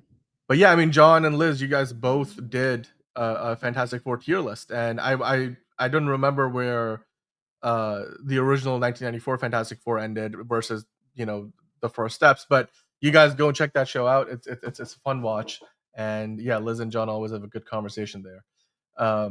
Yeah, I do think C Block, they're gonna probably, if they go in that route, they're gonna want to have actors who are mostly in their 20s or 30s. Not everybody needs to be in their 20s, but you want some variety. It's not like RDJ started off being in his 20s as Iron Man, or I don't think Chris Hemsworth was in his 20s either when he started playing Thor. So, and certainly not Mark Wahlberg. So, not Mark. See, I'm already buying into it. Mark Ruffalo. I messed it up already. But anywho, with that though, John, we have one more topic from Marvel before we move on to the box office preview, which is, of course, one of the TV shows that we have sort of been looking forward to for several years now, which had at one point people were thinking it's called Vision Quest. It went through a couple of reshuffles, and then they created the Marvel Television division. So now it's a Marvel Television show. Brad Vanderbaum is sort of the head of Marvel Television. Not sort of, he is the head of Marvel Television. So there was a report today that the Vision series has now apparently wrapped filming. It's releasing in 2026 on Disney Plus. We don't quite have the timeline for it, but are you excited? Because we know like Carrie Condon, for example, who was in F1, who is in F1. She's amongst several actors who we know will be taking part in the show. Paul Bettany's coming back. Where do you think they go with this? Do you think this is going to tie into the Agatha All Along show somehow? Are we going to maybe we get Scarlet Witch resurrected somehow in this show? Like, how big could this show be? Because this is not going to be one of like 5 shows of the MCU calendar next year. It's only going to be like one of 2 or maybe 3 at most. And they only they only have 2 movies with Spider-Man 4 and Avengers Doomsday. So hopefully we'll have more room to breathe. But what are your thoughts on Vision as it stands right now, everything we know about it? Well, I know for a fact that Terry Matalas is the showrunner, and that guy did the impossible. He made modern Star Trek good. So, like, Season 1 was I good. trust Season him. 3 was the best. Terry I trust him with experience. Like, he did the impossible, and you know what? Good for him. And I wish we had a Martian Manhunter show too. I agree. We got Chacos. We're close. But I think James Gunn is gonna give it to us. Maybe even a movie. And I'm gonna give it to him anyway. So I think this looks interesting. I would probably watch it just because Terry Matalas is show running the show. I would. So Dude, Yeah. the biggest reason why I'll watch God of War, even though I know Christopher Judge, my favorite, one of my favorite characters from Stargate, is not going to be in God of War, is because Ronald D. Moore is making God of War. So it's the same reason I would watch. I don't trust him anymore. I don't trust him because he's like, I tried to play 5 minutes of the game and I couldn't figure it out. And it's like, bro, motherfucker, then work on it. Work on it. Try to fucking figure it out, you idiot. Like, oh, I can't figure out like controls. It's like, then figure it out, motherfucker. You're adapting this shit. Fucking play the game. We agree with you, C Block, though. Terry Metalis with the Vision show. The show's in good hands. It's good hands. Yeah, Marco's like, we don't talk about the first 2 seasons of Star Trek Picard. I thought the first season was good. The second season was really like, I was like, what? They just tried to save a ton of money by filming it in modern day Los Angeles. I'm like, is that really what your goal was? But yeah, that was. He was honest, but now I'm honestly not watching the show anymore. So this Kratos doesn't get your seal of approval. Well, let the trailer come out, man. Let's see. It's still Ronald D. Moore. He's still the one who created For All Mankind, Battlestar Galactica. Yeah, but then the last time that we're like, oh, we're not adapting the games. We got the fucking Halo TV series, which sucked. I tried watching that first episode. That was terrible. It's really slow, but I will say the season 1 finale was kind of fun. The fight sequences were really nice because it becomes a video game for a little while. Season 2, I was hoping the Halo show would survive. I thought it was getting a little better as we were heading towards season 3. So I don't know. We'll see. You know what, Yash? Maybe there's a world where Zack Snyder got to do a God of War movie. I don't know how that would translate into doing into a not Man of Steel, Martian Manhunter movie, because Zack Snyder was like one of the first, not the first choice, but he was one of the top 5 picks from Warner Brothers but to direct Man of Steel. And like John has said, like Tony Scott, they wanted to do it, and Tony's not around anymore, and Zack Snyder had already done a bunch of projects for them. Anyway, I digress. Well, that's the Fantastic Four stuff. That is all the Marvel stuff we got for you guys. So that is the MCU Weekly for the week. But we're not done yet with the news, John. Now we got to move on to the next part of the news, which is, of course, as always, on a Friday show, we got to talk about the weekend box office. So let's get into that, shall we? There was an article today in Deadline, as they usually report on the upcoming weekend at the box office. Earlier in the day, they were reporting just the preview numbers, and what they were telling us was basically Bad Guys 2 made like around 2 million plus in previews, which is really respectable for an animated movie, especially a sequel to a fairly successful animated movie. Then The Naked Gun shot up to a 1.6 million in previews on Thursday. Now, the numbers you see here in the headline are for the opening weekend. So not just Thursday, but the whole weekend. Fantastic Four: First Steps is expected to make 40 to 45 million in its second weekend at the box office. The Bad Guys 2, looking at a total of 22 million. Of course, like I mentioned earlier, 2 million of that roughly came from just Thursday alone. Then The Naked Gun is expecting to have a $16 million opening together, which we actually have a cool quick hit about that later in the show, coming in at potentially 10 million plus over the course of a 5-day box office, because Together actually released a day early. I think they put it out on Wednesday. Now, I'm sure you guys are all asking, what about Superman? Superman is going into its 4th week of release. How much is it going to make? Well, they do talk about Superman right here in the article. So they mentioned that Superman is set to make roughly $13.5 million, which is around a 46% drop from the previous weekend, where it made around 25 million, more or less, just under 25. So they're expecting Superman to cross the $315 million mark by the end of the weekend, which would put it, not quite within striking distance, but certainly in the same range as what the Batman did in 2022 for Matt Reeves, which made $369.3 million. And then Jurassic World Rebirth, it was still playing in over 3,000 screens, which is an insane amount of screens for, the 5th weekend for the movie. It's going to be making another $8 million, pushing its domestic total to 317. John, that movie has had an extra week and the whole 4th of July weekend to make its money, and Superman has basically caught up to Jurassic World with the domestic box office. Now, granted, Jurassic World is making a lot more money internationally, but it looks like, but it looks like the movie is still on track to make pretty much the same kind of amount of money that the previous movie did, Dominion. So your thoughts overall? Superman making 13.5 million. This is still just a prediction. It may overperform or it may underperform. we were talking about what's going to be the second movie at the box office this weekend, with Fantastic Four looking to get 40 to 45 million, Superman coming in at 13.5 million. It looks like The Bad Guys is going to be number 2 at 22. Then The Naked Gun is going to come in at number 3. Are you surprised by that order of events? Because Superman still ends up being in the top 5, but it looks like F1, for example, is the first weekend in a while that it's dropped out of the top 5 because there's like 3 new movies this weekend. Your thoughts on these numbers? Are you surprised by them, especially the Fantastic Four, how well they're holding 40 to 45? Yeah, no, good for them. Like this. Sorry, I just thought that scene in Naked Gun. But yeah, no, this is great. Like they're all holding up pretty well. Like, love to see it. I can't wait to see. Hopefully, I could see Together either sometime this weekend. Like maybe I'll see Bad Guys 2 tomorrow. Although technically now it's today, and then Together on Sunday. Maybe I could see all 3. By the way, I would like to see a Superman No Way Home, Patrick. I'm surprised at 40 to 45 million. That's a second week drop. That's certainly a lot more significant than what we got for Superman. Remember, Superman made like 57 million. Was it somewhere around that in second weekend? So Fantastic Four dropping around 66%, with John is pretty close to Captain America: Brave New World. Are you looking at that as a negative? Because 66% drop is certainly a lot more significant. It's usually considered, a negative, at least for a Marvel movie. Marvel movies may drop, but they tend to have a better hold. Whereas, Superman held quite well. 57 million is roughly 12 million over the high end of the 40 to 45 million dollar range. Do you think that means that basically Fantastic Four is going to end up with less money overall than Superman? Or do you think, given the international performance for this movie is better than for Superman, that they will kind of even out at the end of the day? Maybe. I don't know. We're eating good. So, like, even though I didn't love it as much as everyone else did, I still liked the movie. I just wish it wasn't edited by fucking Edward Scissorhands. So, like, I didn't have the same problem as you did, but fair enough. I'm just saying, like, but I'm glad they're still holding their own. Bad Guys 2 is doing okay. Naked Gun is doing okay, all things considering. So yeah.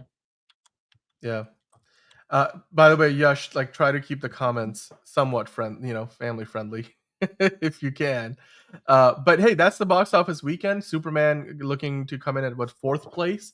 Fantastic Four coming at number 1, but with a 66% drop from its opening weekend, which is quite a bit higher than what Superman had in his second weekend. But then again, domestic numbers seem to be doing better for Superman, whereas internationally, Fantastic Four is doing better, which is not a surprise for a Marvel movie. Now, with that, John, now we have to move in to the quick hits, where we'll talk about more news, but we don't have to spend as much time talking about each of them. So let's hit that Bossa Nova elevator music. Let's dive into the quick hit. Very first quick hit today. Sydney Sweeney, of course, making headlines for, the right, wrong, whatever reasons you want to call it. It's certainly a memorable ad campaign. She's got great genes, and American Eagle, of course, has just, come out with a statement to address the controversy, saying Sydney Sweeney has great genes is and always was about the genes. Her genes, her story. We'll continue to celebrate how everyone wears their AE genes with confidence. Their way, great genes look good on everyone. John, your thoughts? I've just been following this from the periphery, but what do you think? Yeah, no, I think good on them for sticking to their guns. Never apologize because people are never going to be happy no matter what. So it's just like stick with your guns and what you're doing.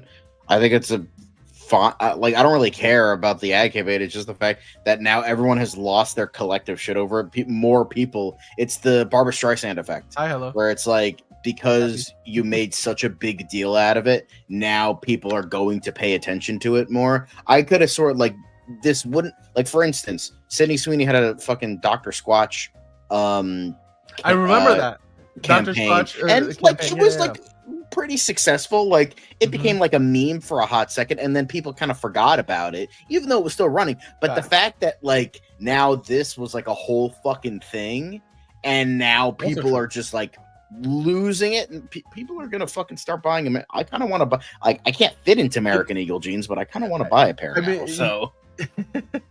Yeah, exactly. And that was what Monique was saying. They're not exactly size inclusive, not for everybody at least. So, yeah, But I mean, look, I'm sure Mando was exactly. You guys are talking. That was the other commercial, the perfect example. I just think American Eagles got a social hit on their hands here. It's just a social sensation, and at a time when we were talking about astronomer. What was it? Astronomer was the company that Gwyneth Paltrow was doing that whole PR thing for. I'm like, look at this. American Eagles sales have jumped 300%. I'll believe that number, Yash. But yeah. Was it stupid? Maybe, but like the fact that like now everyone like is losing their shit over it. It's just like you're just gonna make it more popular, and then you're gonna, You know what? The best comment regarding this was what the Watcher said. I think he was like, they hate her because they ain't her. Exactly, and that's what that sums it up. Moving on, John. Speaking of fun, advertising campaigns, Neon, the movie, the studio behind, of course, Together, several Oscar trophies are on their shelves. They are getting clever with their marketing, giving couples who see Together opening weekend free therapy if that is required. How clever is it? Do you think it's going to drive more people to the theaters? We just talked about it's going to make like 10 million plus. That's not too bad, but your thoughts? Honestly, that's pretty great. Right? Yeah. I'm like, if you honestly, I'd prefer a free movie ticket, but like, honestly, I'll take it. Yeah. Exactly. Yeah. You know what? Well, they're doing more for the mental health crisis than God knows the public health care people in charge. So, Yeah. Honestly, I might say like just bring a bro with me and just be like, "Yo, we're seeing this so we could get free therapy." You know what? That's actually yes. I hope it's not just like BetterHelp.com or something. Yeah, I hope it's not like which is like not. Oh wait, good. It's right here. Okay, it's right here. So they're gonna give you a couple's you can upload the photo of your ticket to the couples therapy service Our Ritual for a free session. Anyone who continues after the first session will receive an additional 20% discount according to the press release from Neon. All right, so it's not BetterHelp, but it's Our Ritual. So there you go. Not that we're bad mouthing BetterHelp. Sponsor us, please. Moving on to the next. No, we're not getting sponsored by BetterHelp. They are a horrible organization. Okay. No. John says no. Sorry, BetterHelp. No, don't be sorry. They don't pay their therapists and they fucking dox their workers. So like, fuck them. Well, speaking of, fuck them. We have some more Peacemaker marketing here, it was kind of funny because James Gunn basically listed off every DCU project. And then in the process, he almost slipped up about Sergeant Rock. Actually, no, the Authority was kind of slipped in there by the Straw Hat Goofy. And then he was like, he just kind of laughed it off. Like the Authority, yeah. I was like, that was the part that I was like most laughing at, not the Peacemaker part, John. Did you get a chance to watch this? Because this was kind of funny. This is funny. No, I like this. This is great. See? He's like, that's and he laughs it off. The Authority, the Authority. Is it happening? I don't know. It's he just laughs it off. So James Gunn is just like gonna play it cool, but yeah, John Cena doing his best. Anyway, this is fun. I liked it. I just thought it was curious that he almost slipped, and maybe James Gunn could have given us something good there for the Authority, but. John, speaking of something good, we've now got these images from the Masters of the Universe movie from the website for Eternia, which is obviously, you can tell here, that's the big fan site for the franchise. These photos are basically, set designs, costume designs. They're real. They're the ones they showcased at CinemaCon earlier this year. Your thoughts on the look of, Castle Grayskull, Snake Mountain? They've got some photos here. They've also got more looks of the props. Your thoughts, John? Any and all of it? Yeah, looks all right. Just kind of looks AI generated, but From what I've been told, this stuff is exactly what they showcased at CinemaCon. So this is real, as far as we could tell. I mean, they have a version of it at San Diego Comic-Con. So, I'm just saying it looks cool to me. Speaking of which, there was one more thing. We got full packaging has been revealed for the Master of the Universe new Eternia Mossman. Your thoughts on this guy? Cool. Swamp Thing parallels, maybe. pretty much. That's what I got out of it. It looks like a Power Rangers episode. Well, Alison Brie did say that it's going to be closer to the 80s cartoon than maybe we anticipated. So, yeah, if only the whole thing. Yeah, well, we'll have to wait and see. I'm sure. Leave it easy. I think you're the straws that you're trying to grasp at are over there. Yikes. Okay. All right. I should have read that comment, but anyway. Goodbye, Carrie Bradshaw, and just like that is ending after 3 seasons on HBO Max. It's kind of sad. I don't know what the fuck this is. It's the sequel to Sex and the City, John. Oh, cool. I don't care. Okay. And she just broke up with her, like, man, like it's sort of like the show is. I hope it don't put that comment on screen, but that is Sarah Jessica Parker. Yeah. Yep. There you go. I did see that, Yash, and the brain to screen filter kicked in just in time. Speaking of brain to screen filter, John, are you excited about A Quiet Place Part 3? If the Hollywood Reporter would let us talk about it. It's a go over at what studio producer? Paramount, I think. Quiet Place Part 3. John Krasinski is back in the director's chair for a 2027 release. He's going to write and produce the movie. It's going to be coming out in summer of 2027. July 9th is the date that it's been given. He's writing, directing, producing, and I'm guessing Emily Blunt is she back? Yes, she's. I would hope so. She was the main star, pretty much. So, yep. I mean, here's the thing. So far, haven't announced the cast, but honestly, the best Quiet Place movie is the one that wasn't written and or directed by John Krasinski. So I'd just say, like, honestly, like, I'm reasonably. You're talking about the one with Nakia and Human Torch? Yeah. Sorry. So I mean, Quiet Place Part 2 was it was good, but it was like essentially the same ending as the first one. Like, now we know of a way to kill them again. It's like, okay, like I thought we covered this. Sound, we got it. I know. Yeah. Anyway. All right. Part 4 will be called Shh. Yeah, it seems like it, Yash. It seems like that's the only franchise he wants to direct, and then in the middle he will go get himself an easy paycheck for doing something like The Fountain of Youth, which was a terrible movie, waste of my time, never getting those 2 hours of my life back. Gremlins 3, though, apparently the script for the movie is waiting on Steven Spielberg's approval. Zach Gilligan says Warner Brothers is incredibly Galligan. Jesus Christ, it's right there, Dan. Sorry, it's late. Zach Galligan. What do you think? Zach Galligan. Anyway, this is awesome. The only way to do it practically, you fucking cowards. That's the only way I would do it. I would say do it. New Batch, I would say, is pretty underrated. Both Gremlins movies are great. Third one would be awesome. So just please, for the love of fucking God, if you're gonna do the movie, if this is happening, fucking do it practically. Also, I would agree. I haven't seen Fountain of Youth, but anything was better than Dial of Destiny. So no, I completely disagree with both Yash and John. It's Dial of Destiny was a lot better than the Fountain of Youth. And Dial of Destiny was dog shit. So yes, exactly, and that goes to show you just how bad Fountain of Youth was. Basically, they weren't even acting; they were just reading lines from a teleprompter. It seemed like the Goonies sequel is somewhere in the making, Enterprising. We don't know quite where it is, but anyway, let me join Vilma's space. Argue with me. You know what, Yash? We are launching membership soon, and that will be one of the features. So then we'll talk about it at that time.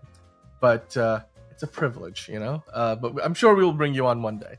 Charlize Theron and Channing Tatum are partnering on a family comedy, Dance Parents. Universal has landed the hot package after a bidding war, John.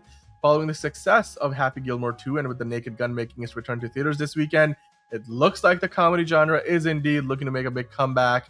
Is this one that you'd be interested in? This is a family comedy, and of course, you got 2 really big stars on board. I'd watch it for Channing Tatum. I like Channing Tatum. I'm excited to see Roofman. Roofman looks interesting. And Channing Tatum knows how to dance, right? Like, we've seen plenty of that. Yeah. So I mean, he was a stripper, so he definitely knows how to dance. So he does. Yeah, there you go. And Charlize Theron, of course, very incredible. And we all know his dialect coach was the Minions. So there you go. By the way, Yash, yes, I do agree with you. It was a remake of The Lost Crusade, but it was so bad it was worse than the worst Indiana Jones movie. Argue with me on that all day. Oh my god, I don't care. The Holiday limited series in development at Apple TV Plus, John. This is, of course, based on. There was a movie back in the day. I was trying to figure this out because I'm like, did I see this movie back in the day? Are you interested in this show? My sisters fucking adore the shit out of this movie, except for Cameron Diaz. They hate Cameron Diaz, but they fucking overwhelmingly love this movie. So I hope this is a piece of shit that crashes and burns purely out of spite because I'm an annoying sibling. So fuck this, and I'm never gonna watch it. Cool. All right. We know Yash likes Fountain of Youth because it had Isaac Gonzalez in it, which, you know what, not a bad reason, but it was still a terrible movie. Demi Lovato, do you know what? This, Elite Easy, if you're watching, this is a You special. Demi Lovato has dropped her new single, Fast, which is the first of the many singles, probably, as usually albums do. She's got an album coming up, and she dropped the music video and the single on YouTube. I watched it back. It's like a typical, dance number sort of a song. It's nothing new that we haven't heard from Demi Lovato before. It didn't stand out to me. I just figured, I'd give it a listen. And, just for you, Elite Easy, this is our one music shout out for the day. We're going to try these on Fridays. We'll see how well, they do. But there you go. Fast from Demi Lovato. I've heard better. I've heard better from her. So. I don't care. Yeah, I know. All right, moving on. Taron Egerton on Joaquin Phoenix's She Rides Shotgun prep, Carry On Two Doubts, and Strange Wolverine talk. So I'll just summarize this. Basically, Taron Egerton did this whole interview, and I think he was on the Happy, Sad, Confused podcast with Josh Horowitz, and he said, look, Carry On 2 probably not happening. He's not quite sure about it. And I'm not surprised that the first movie was okay. It wasn't the best thing ever. And then when he was talking about the Wolverine stuff, guess what, John? When he was having conversations with Marvel about Wolverine, actually not Wolverine, he was having just conversations about X-Men. It wasn't about the Wolverine. It was actually about Cyclops. Yeah, that's what the rumor was at the time, is that he was, seeing about it. So I always thought it was for Cyclops, even though I know a couple of people fan casted him as Wolverine, but I always knew it was Cyclops, but I guess people thought it was Wolverine. Yeah, that was the big headline. I remember everybody was like, "Oh my god," because everybody wanted him to play, Wolverine. He talked about in the same podcast that every time he plays a role where he has to take his shirt off, people are like talking about him like he could be the Wolverine, and he's like, it's kind of just tired at this point. Basically, I'm paraphrasing, of course, but yeah, Cyclops. Could he have been a Cyclops? Can he be? Do you think he could play a Cyclops in the MCU, or is it maybe not the right fit? I think get someone who's more unknown. I think he's a little too old now for it. I think they want someone younger. Chick flicks and Demi Lovato album news. Watcher, we are trying to be inclusive, and that was the only big music news that I could think of. So there we go. That's all the quickest that we got. Yep. But John, we're not done yet with the news part of the show today because we've got a Fancast Friday to get into, and this is something that you guys voted on. So this is all your fault. Anyway. Ouch, rude. Am I rude? I'm not rude. Well, there were options on the table. Brainiac was on the table. The Wally West Flash was on the table. What were the other options? We obviously had the X-Men team of characters on the table. And that's the one you guys ended up picking. So we had Damian Wayne too. Wayne, and there was actually no, Damian Wayne never made it to the poll because there was only 4 options available. So I kind of chose to axe the Damian Wayne option. I believe there was one other thing that you had pitched, but we didn't really end up using it. What did you say? The mural. Nobody cared about the mural apparently. So I don't think most people recognize any of those characters outside of the deep cuts, but I digress. We're talking about the upcoming MCU edition of the X-Men, John. We're going to fan cast who can play, not just who can play, but more importantly, what characters will be a part of the X-Men movie. We know that Jake Schreier, who just directed Thunderbolts, is going to be directing the new X-Men movie. Is slated for release in 2028. So it's seems like it's a ways off, but it's going to come pretty quickly, especially because, Doomsday and Secret Wars are right around the corner, basically. So when it comes time to sort of soft reboot the MCU, which characters do you want to see join up in the X-Men movie? Because again, we're probably not going to get every X-Man or X-Men character, but which ones do you think we're most likely to see in that X-Men movie? So I did go through like a bunch of different characters. I thought who was the most likely, who was not. I think they'll reboot some of them, like some of them will carry over, but I think they'll also shine a spotlight on other characters that never really got like the time of day that it deserved.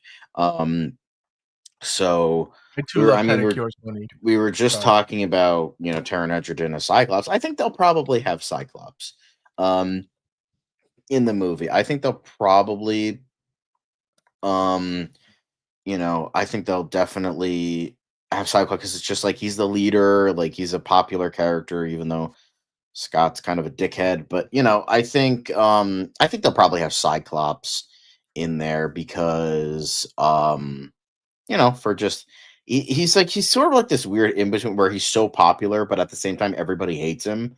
So it's like, interesting. It was perfect casting, right? Because they had James Marsden to play him then in the original X-Men movies. Yeah. Oof, that visor is rough, but in the second one it was definitely better. Yes. Now they could go, but I think they're gonna pick and choose from different eras. I've tried to pick and choose, outside of not just the main ones, because I don't think they'll just adapt the main ones. I think they'll kind of pick and choose on over, because you had the main ones in the 60s and then that kind of died off, and then they were brought back in giant sized X-Men with an all new team. That's when Wolverine was introduced. And then when the 90s came along, they had those characters introduced. So I think Cyclops is going to be in there, and with that, you would also have Jean Grey. I think Jean Grey is also going to be in there because, when you have Cyclops, you have Jean Grey. I think they will be older. I think those will be kind of the older characters, in addition to one more character that I'm going to get to a little bit later. But I think you have that. That is true. Giant size is more popular. Those characters are a little bit more popular. I don't know. They'll probably go with comic book accurate because that's what people want to see. I feel like this is Kevin Feige, so that's got to be what we're going for at this point. They're gonna try to stay true. Maybe they'll do some adaptation, but I don't know if we're gonna get literally the X-Men and 97 suits in real life, but we're probably getting some variation of it. It's not gonna be the black. God, this animation is fucking terrible. I do think that so far you've got Cyclops and you've got Jean Grey. I mean, Jean Grey was also kind of she was the only woman back then, right. So she was, and she's Omega level. She's this huge character. A lot of people want to see that. So, I think that they will have Cyclops, Jean Grey, those big characters. And then the last one I have of the OG team from the 60s is Iceman. The reason for that, Iceman was never properly adapted in the Fox X-Men universe. I don't know why. He was pretty much a fan favorite character. He was only in he was in The Last Stand for a little bit, and then he was in Days of Future Past for a hot sec. But that was kind of it. They were, they never really did a ton with him.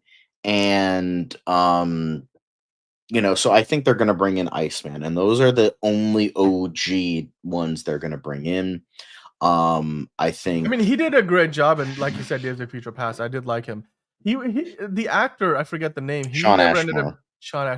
He was in a couple of good sci-fi shows back in the day. That didn't last very long, but he was in Lock. I think he was in Lock and Key, or his twin brother. He was in Killjoys too, right? Or I think it was. I don't know, because he wasn't he also Lamplighter in The Boys? I think so, but I don't know, because he has a twin and they look exactly alike. So God, see, that's confusing. Okay, that's too much. That's too much work. Patrick asking though, what's your favorite X-Men member? Good question, actually. I don't know, John. Do you have an easy pick there or no? I don't know. I don't know. The thing is, I actually quite like Quicksilver. I think probably my favorite. Although the X-Men aren't my favorite overall, but Quicksilver probably if I had to pick. But yeah.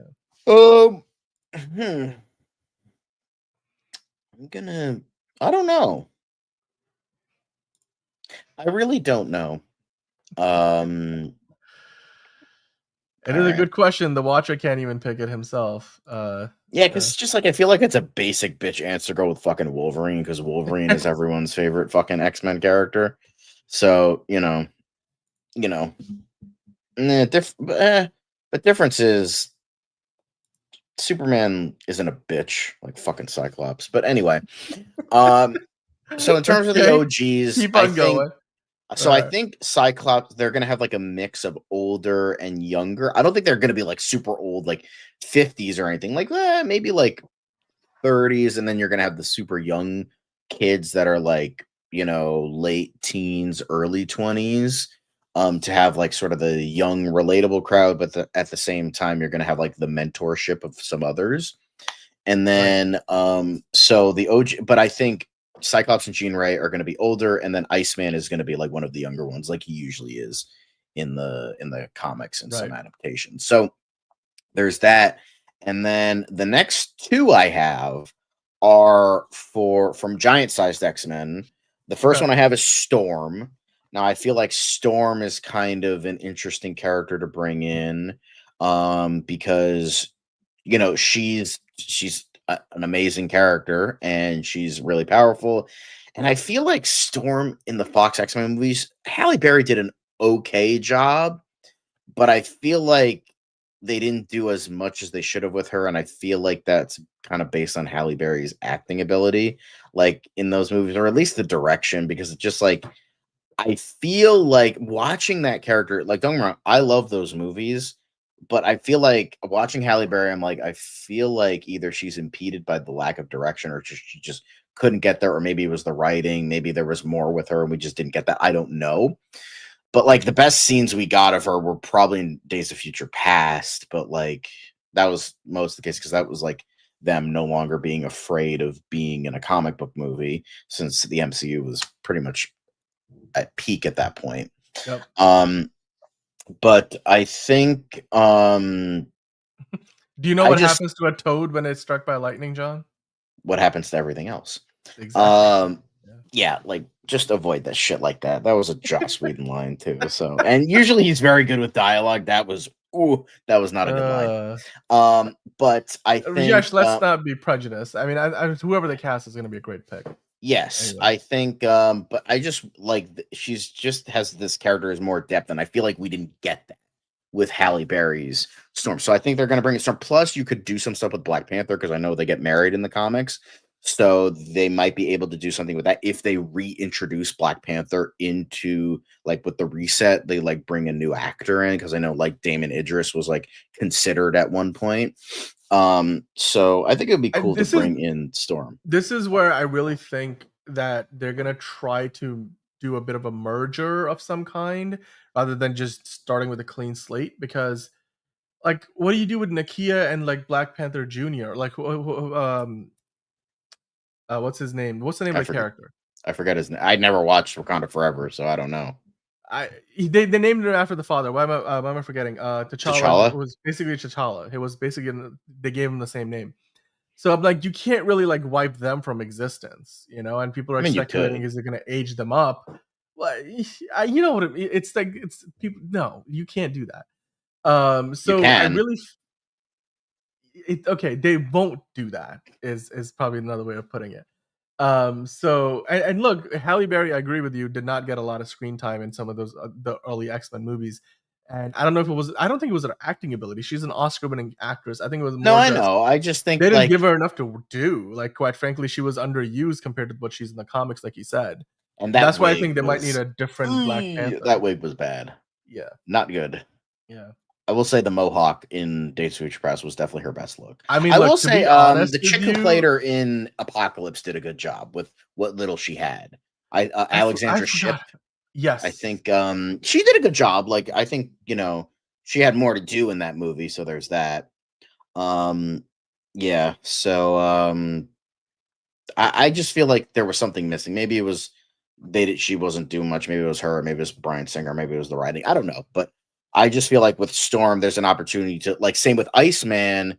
They literally did nothing with him, and then same with Storm, they didn't really do a lot with them either. And then James Marsden was like, "I'm gonna die after Last Stand because I want to go to Superman Returns," which is like, fair. But he pulled a Harrison Ford. He was like, "Kill my character, please. I want to leave this franchise." Yeah. So yeah, the next one I have is a very out there one, but I feel like they want to include characters, diversity's sake, and it's a very weird choice. Some people are going to be like, "Why the fuck are you picking him?" But I think they're going to go with out there, and they're going to go with characters that haven't been seen either on screen a lot or on screen at all. Like, 'cause I think he was I might be confusing him with another character, but essentially the character I picked was Sunfire. He was introduced in Giant Size X-Men. He was one of the not as popular ones. Same with Thunder, John Proudstar, which I think he died like 2 issues in, and then he got replaced with his twin brother or something. And then he became Warbird, who I think, he was in The Gifted. Great show, by the way. Fucking hate how it got canceled.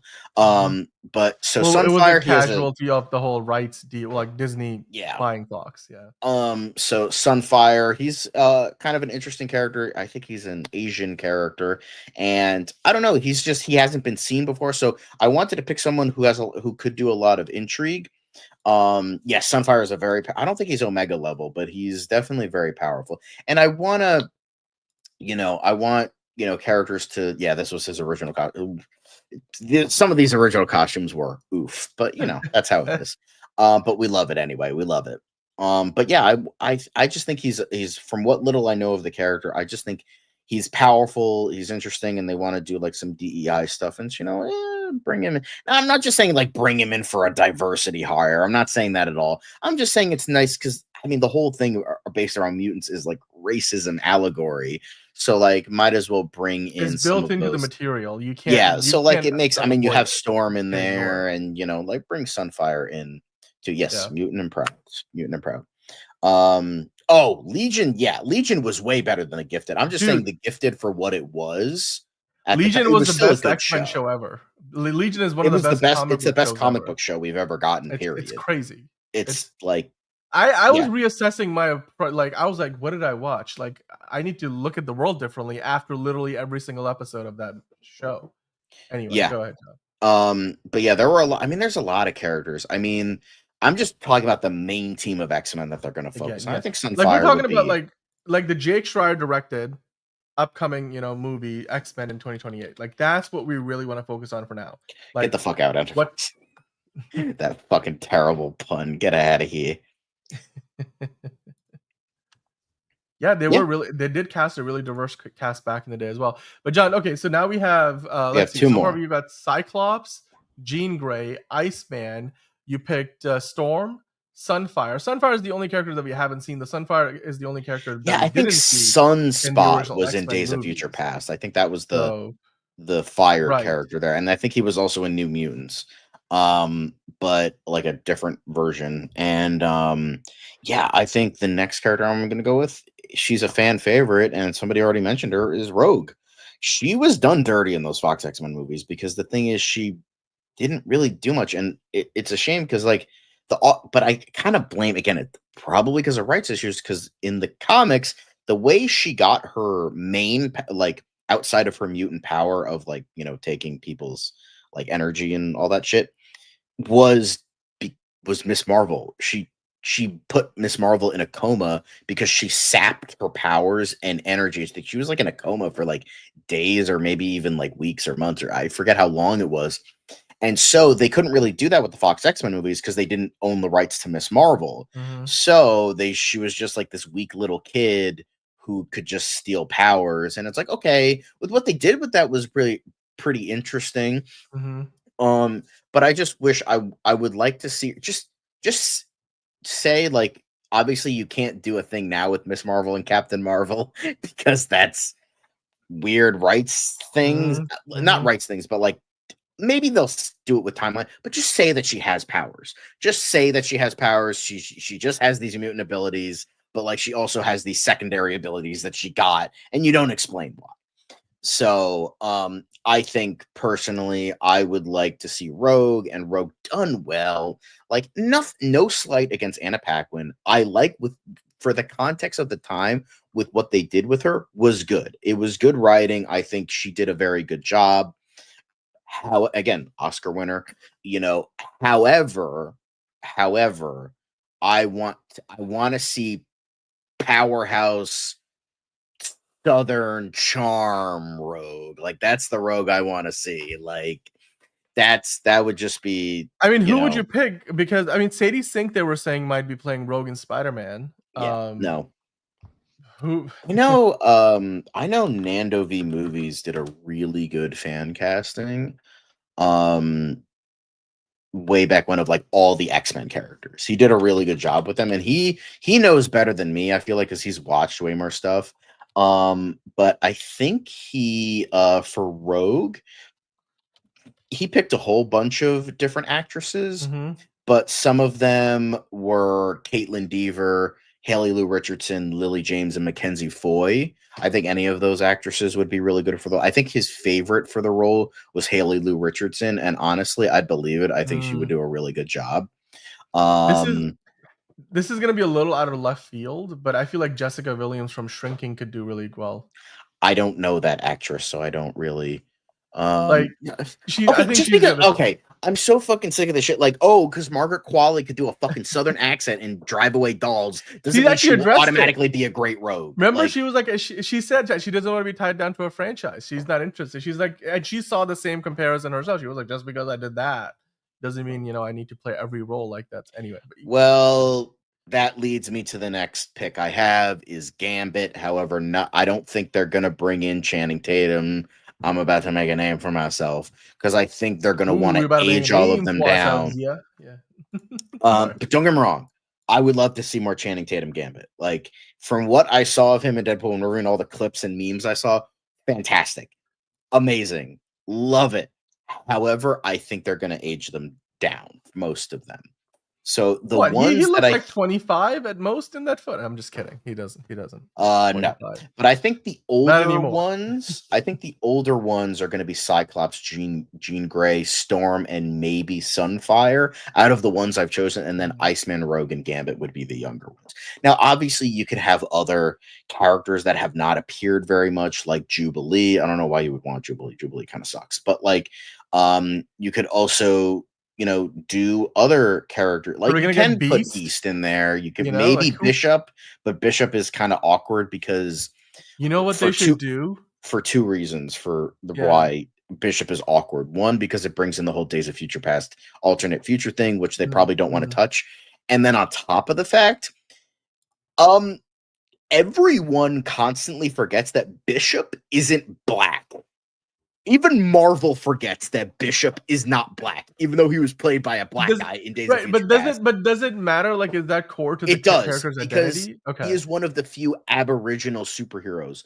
So no, there's like no other. Well, I mean, to be fair, there's not a lot of Aboriginal people left, but like, stick with that because like there are many black characters. I mean, Storm is right there that you could bring in and. That would be fine, but I feel like Aboriginal is so unique that you have to like make that properly done. And I feel like Marvel is gonna fuck it up by just casting a black guy, which they did. Well, I mean, Fox did that. They brought in Omar Sy. Don't get me wrong, amazing. Omar Sy is a great actor, but that's not the character. And I feel like this.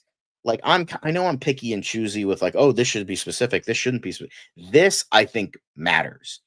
I think you really need to get an Aboriginal actor, which there are not many of, but like, so I would say avoid the character because of that, which is a shame because like he's a pretty cool character.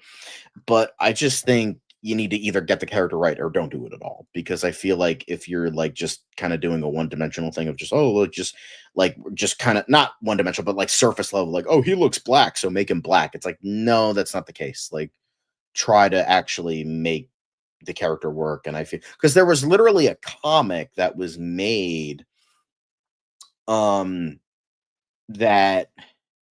I think it was like all like the entire like world, like it was an Elseworld comic for Marvel where like the entire world's like heroes and people, like except for the black people, were all killed.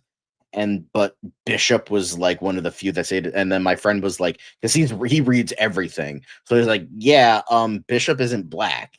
So, and Marvel even fucked that up. So I would say try to make that work. And also Jason Momoa is Polynesian, not Aboriginal. So there is still a difference there.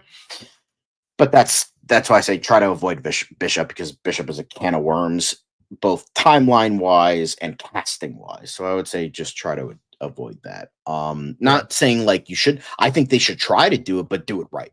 But I don't think they're going to try and do it right. So I would say just avoid it at all costs. So yeah. By the way, good question from Yash. Yash is asking about like good. Well, if they're not talking about core X-Men characters, what other characters would they include? I know you included Sunfire. It's a bit more unorthodox. Yeah, I mean, there's plenty of like a lot of weirder characters. Thing is, I don't know X-Men that much. Like, I want to get into X-Men more, but I know there's Banshee is kind of a weirder one, but he already appeared in First Class. I know like there's Beast is almost a guarantee. Yeah. I was just gonna say earlier, Alan Ritchson could play a good Beast. I think he could. He just needs the shorts. Like, just give him like he. No, the difference is Beast has to be intelligent, and I don't think Alan Ritchson could pull that off. He can pull it out. Okay, he can't really do accents. We found that out last year. So his accents slipped between 5 different versions in the same movie. But anyway, I mean, okay, John. So we kind of skipped over some of the really big ones. Like, who do you think is going to potentially play Charles Xavier? Of course, Professor X. You can't make an X-Men movie without Professor X. They're probably going to go with an A-lister for that one to bring people in if like that matters to them. There could be a lot of people. You can bring James McAvoy back. I would say that would be pretty cool, but I don't think they're going to do that. I think James McAvoy said that he might be interested in that. No, was he recently? Was he saying that? Or, I think he was more being asked about like coming back for one of the Avengers movies. Maybe not necessarily coming back for more X. Fuck it, just get Mark Strong at this point. Just Mark Strong or Stanley Tucci. Just get one of those guys. Yeah. Taron Egerton as that I could see it as Professor X. I think that's a slight on his haircut. I think that he's making that joke. Oh, well, really? Morph was a character Really, that was made superficial for the show, so I don't think they're going to bring him in. He was made for the animated show, so it's unlikely. Would they bring in Morph, do you think? I just said that. Oh, sorry. All right. I was focused on the X-Men First Class cast. Speaking of which, I mean, we didn't talk about Mystique. We didn't talk about, obviously Magneto. Oh, they're, Brotherhood of Mutants. People wanted us to focus on the X-Men, so. Yeah. Okay, fair enough. That's fair. The Team X-Men, that is. I was talking more like the movie itself. Like, do you think we're going to get other characters there as well? They're probably going to play it safe and have it be like just fucking Magneto and the Brotherhood of Mutants. Dang, that is Zoe Kravitz. I forgot she was in that movie. Yeah. Wow. Caleb Landry Jones was Banshee. They killed the unkillable mutant, as we keep bringing up. Yep. Well, Eddie Gategi's on to better things. Yes, but he's goddamn. So is Mr. Jennifer Terrific. Lawrence. She's not coming back to she's not even coming back for the Avengers movies, and I bet she wants to stay as far away. Yeah, the superior Mystique will come back, Rebecca Romaine. So, which the way her character story ends in like those X-Men movies back in the day was just kind of like, what? Like, I just recently was watching back The Last Stand, and the way she just kind of gets abandoned. Anyway, it's The Last Stand was not a good movie, but hey, X-Men coming up 2028. Jake Schreier directing. He's just worked on the Thunderbolts movie. John, once again, can you just give us a list of the characters that you picked to be on the team of X-Men within the new MCU movie? Yes, I picked Cyclops, Jean Grey, Iceman, Storm, Sunfire, Rogue, and Gambit.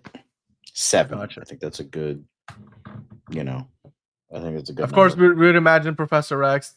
Probably not Wolverine, but maybe Wolverine is. I think they're going to avoid Wolverine for a while.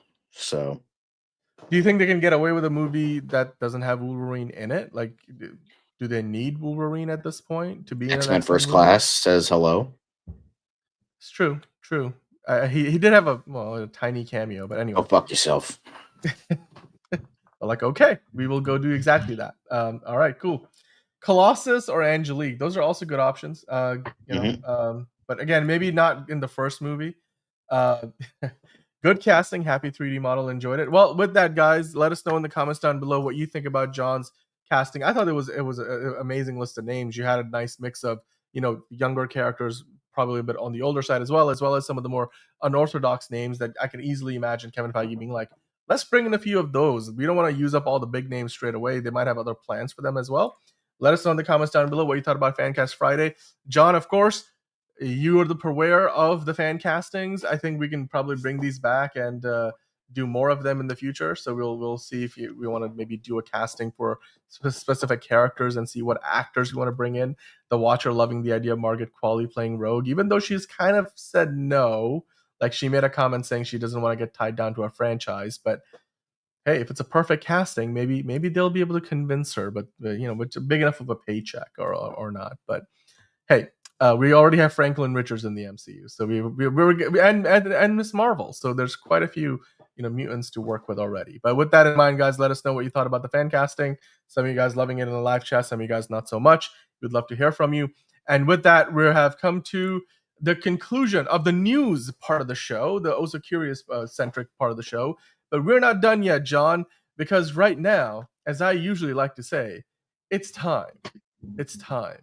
It's DC time. It's another project that's been blessed from the beginning. There's the shot right there. That. Okay, we don't need to see. Right there. Hey, buddy. Eyes up here. Now you want to get nuts? Let's get nuts. Here we go. Victory mine.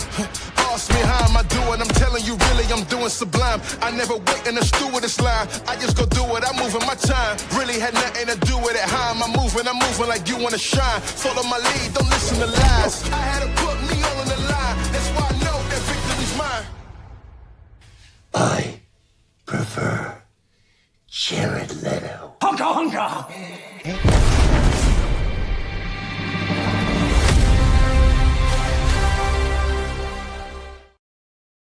All right, welcome on in to another episode of DCU Daily. As you already see on the screen here with me, I've got John. What are you most excited to talk about today on DCU Daily?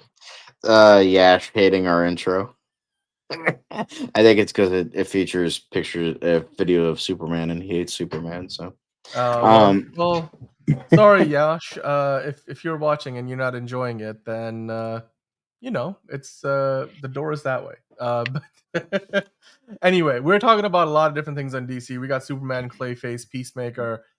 John, I imagine that you are most excited talking about the Sandman news that we got today. Sure. I mean, it's intriguing. I don't think it's good, but like. All right. Well, we're gonna get up and away with the news. Let's get nuts, as Marco was saying. Let's get nuts. You know what? The intro was great, and we will not apologize for it. Movies, but thank you so much for the compliment. Yeah, we do zoom in on the undies quite a bit. That's the bulge gate, all day, every day. That's what we're all about. So, John, the very first thing we're going to talk about today is Clayface. Here we are. Tom Rice Harries is now officially going to be playing our Clayface. You've known this for a few weeks, and as it turns out, the man is doing his work. He's doing his research. I don't know if he went out and bought these at a comic book shop himself, or if James Gunn kind of sent him a packet of all these comics, but he's got them. He's got quite a few Clayface comics and other Batman stories featuring Clayface at his desk here. He posted this on his Instagram story. Do you think this is at this point, in 2025, and superhero movies are still one of the most popular genre of films, this is just the bare minimum that these actors have to read at least a few of these stories? Because like David Cornsweet, Rachel Brosnahan did that, Nicholas Hoult even did that. What do you think of the preparation Tom is doing here for Clayface, which is not that far away from starting production later this year? Yeah, I think it's pretty awesome. I'm glad, people are showing, like, even though it's maybe gimmicky at this point, be like, oh, look, they're reading comics.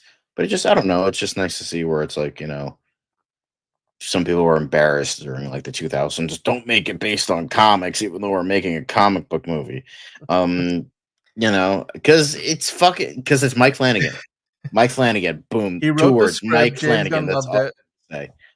And Boom. also, if they can prove that they can make a $40 million more or less, like a mid to low budget, relatively speaking, for a studio movie, a mid-budget horror film that features a character that is still relatively VFX heavy, especially I think the synopsis of the movie, we talked about it a week or so ago.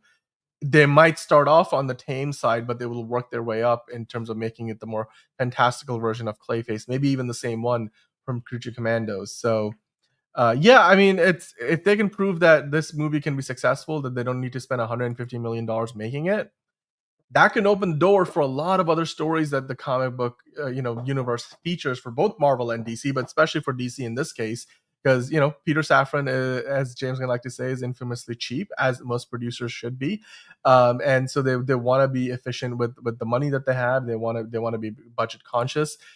As far as the question that you had, Wear the Cape, hello, Wear the Cape, by the way. Welcome to the show. What's that book in the back? John, do you recognize what that is? This is one of the annual Batman. No, I mean, it's annual Batman. You have Clayface. Yeah. And a couple other things, but I don't. It's probably an older comic. So. Yeah. And again, to kind of, the Happy 3 model saying, yeah, I think it's good that he's doing the law of Clayface DC. Exactly.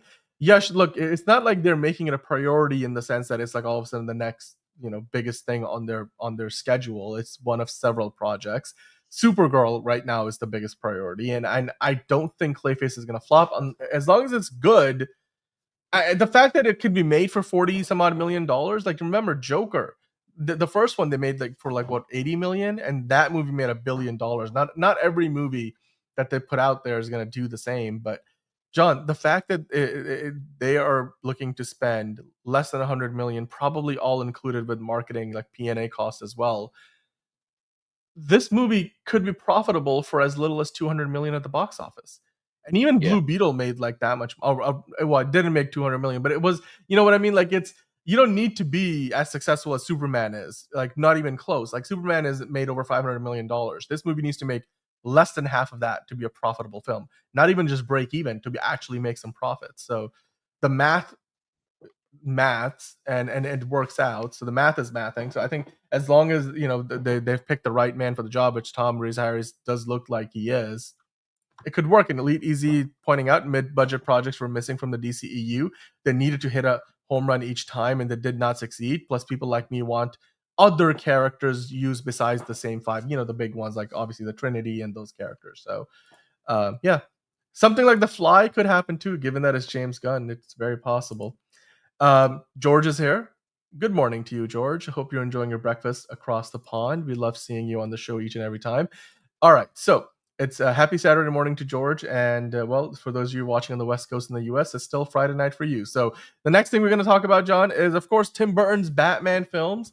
Both the original Batman from 1989 as well as Batman Returns are set to swoop back into theaters and only Dolby Cinema locations. We've been talking about the other day, like there's IMAX envy.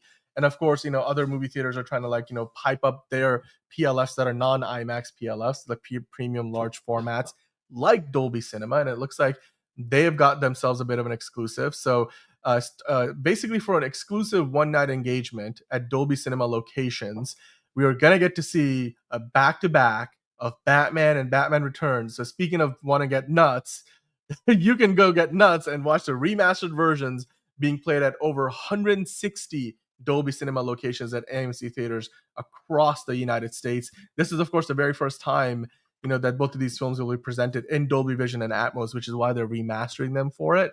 And they've been marketing them a little bit as well. I think I had the video for it here. John, are you excited for this? Would you want to go check this out? This is, of course, official. This is part of official DC Studios. Like, this isn't something that's like one of those special. What is the name of the company that does those like special events? Fathom events. Fathom events. This looks like this is being collaborated on directly by DC Studios with Dolby and obviously AMC. They have a lot of the screens. Yeah, that's pretty cool. So, yeah, I mean it's really amazing to me to be able to go see that, because look, I know both you and I were not even around when these movies came out. I know some of you guys watching probably were, but to be able to go see it in a Dolby screen, John, I know that's one of your favorite like options when you go to the movie theater. So can you imagine like how this movie is going to look, feel, sound? Like, movies weren't made the way that they are today. That like 1992, John, is what, like 33 years ago? Is it 30? Am I doing my math wrong? 33 years ago. I think so, yeah. Yeah, that's insane to think about. That is insane to think about. So, yeah, and hey, happy 3D model. Sounds good. Sounds good to us too. All right, moving on to the next thing. Oh, you know what? This was meant to be part of news. I think I shoved it in here. Tulsa King gets season 3 release. All right, moving on from that. There's your quick hit for the DCU Daily part of the show. But John, I know now we're getting to the favorite part of DCU Daily for you, which is not really. I don't know why you keep saying that. I am being very facetious, but the Sandman showrunner has revealed that a Batman cameo in the series finale was briefly considered. I have no idea how this would work, John. My question to you would be: would this be something that you would have been excited to see? And were they even talking about Robert Pattinson's Batman? And what was all the hubbub around this? I think they specifically name drop Robert Pattinson. I think that's what it was. So this would have been fairly interesting. Yeah, they specifically said Robert Pattinson. So, but I think it was just like, hey, that would be. I think like these headlines always take this stuff into like the fucking mind-numbing degrees. Like they think like, because it's just like it gets them relevancy. It's like, yeah, we thought about this for like 2 seconds and then move the fuck on.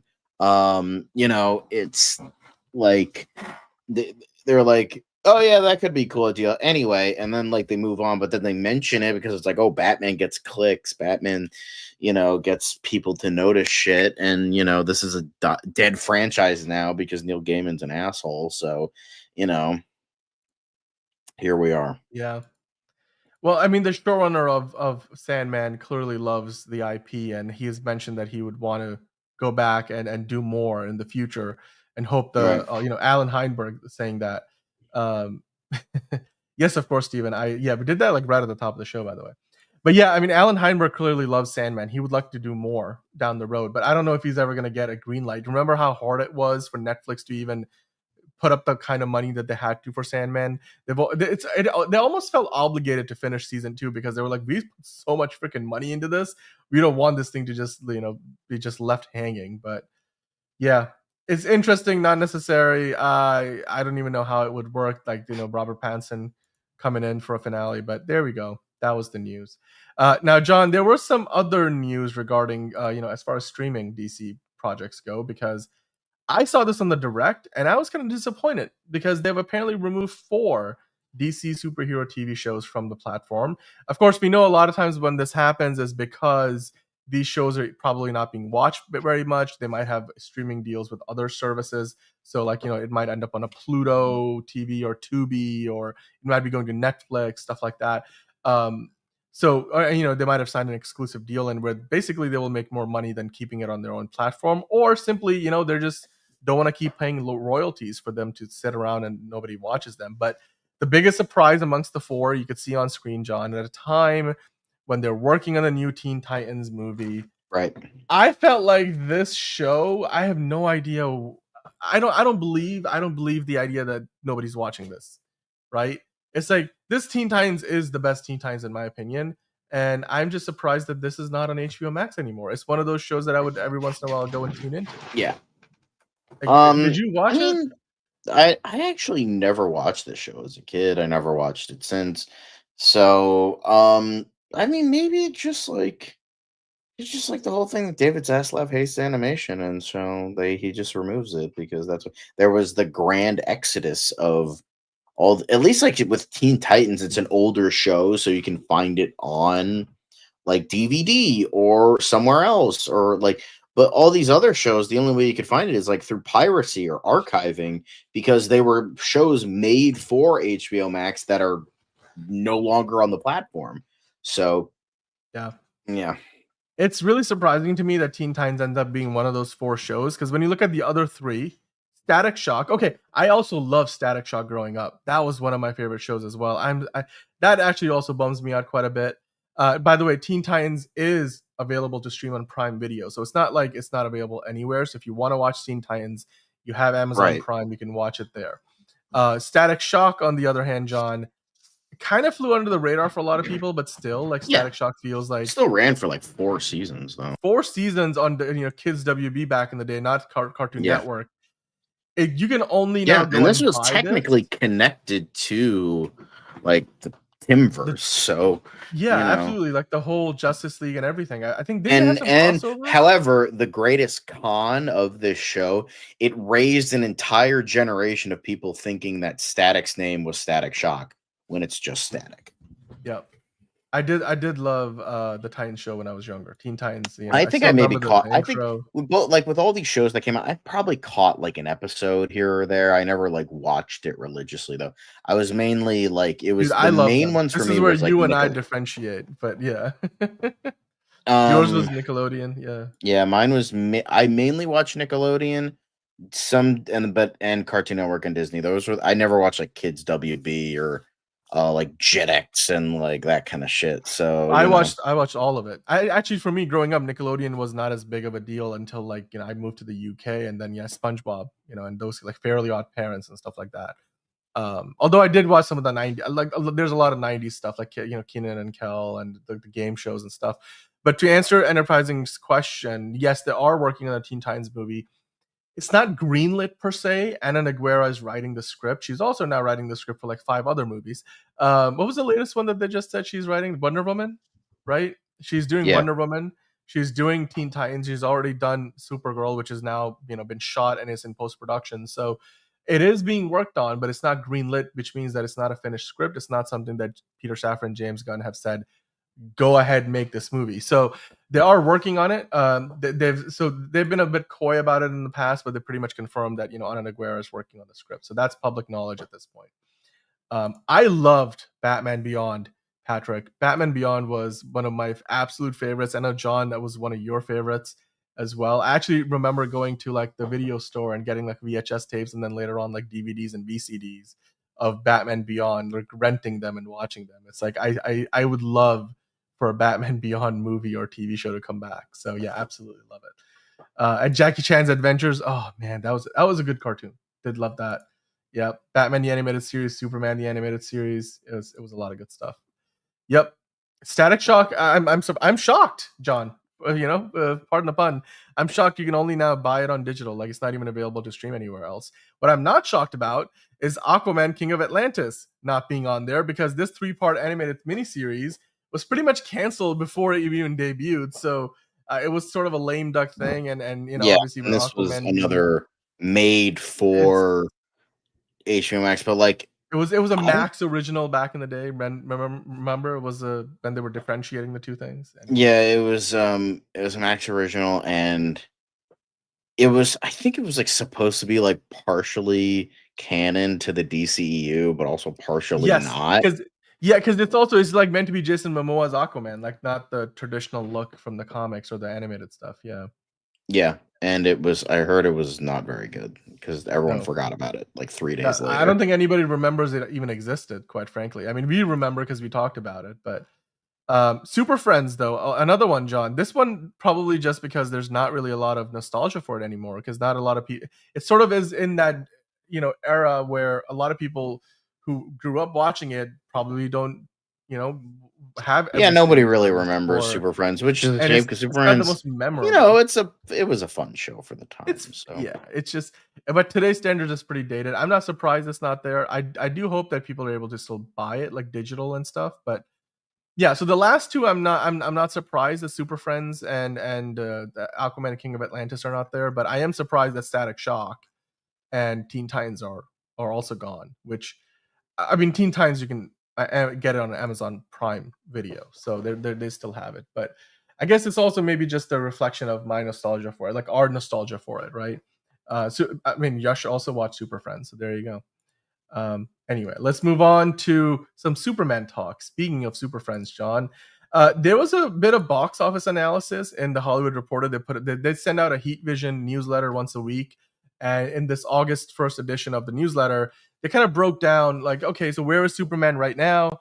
How much money has it made? You know, how much does it need to make to be considered successful? Can it catch up to Man of Steel's numbers? We talked about the other day that Superman has crossed the domestic box office for Man of Steel. Now, of course, they were talking the numbers from 2013 for Man of Steel, not adjusted for inflation. They made 291 million. Superman has now crossed 300 million, in the process becoming a first Superman solo movie to do that. And we know by this Sunday it's going to have made at least 315, or roughly that much, which means it's most likely going to catch up to, and potentially by the end of next weekend or maybe a little bit after that, get past Batman v Superman: Dawn of Justice, which made 330 million domestic. And then, not accounting for inflation, but I mean, if you do account for inflation, you might as well also take into account the fact that the average cost of a ticket back in 2013 was $8.13. In 2024, it's a few dollars more. It's cost almost $12, $11.51. So it's kind of apples to oranges, but it's also about the international market. We've talked about it many a times. Man of Steel made more money internationally. So did Batman v Superman, because that movie made over $850 million. So like, you look at it, 330 of that came domestically. Another roughly 500 or so came internationally. Superman did better internationally as well. Oh, sorry, Man of Steel did better internationally than Superman. So we also talked about yesterday on the show, John, that Superman is coming out on digital or streaming on August 15th, which I was reading an article today that they were saying it probably speaks more to the idea that Warner Brothers wants to strike while the iron's hot on the character and the movie.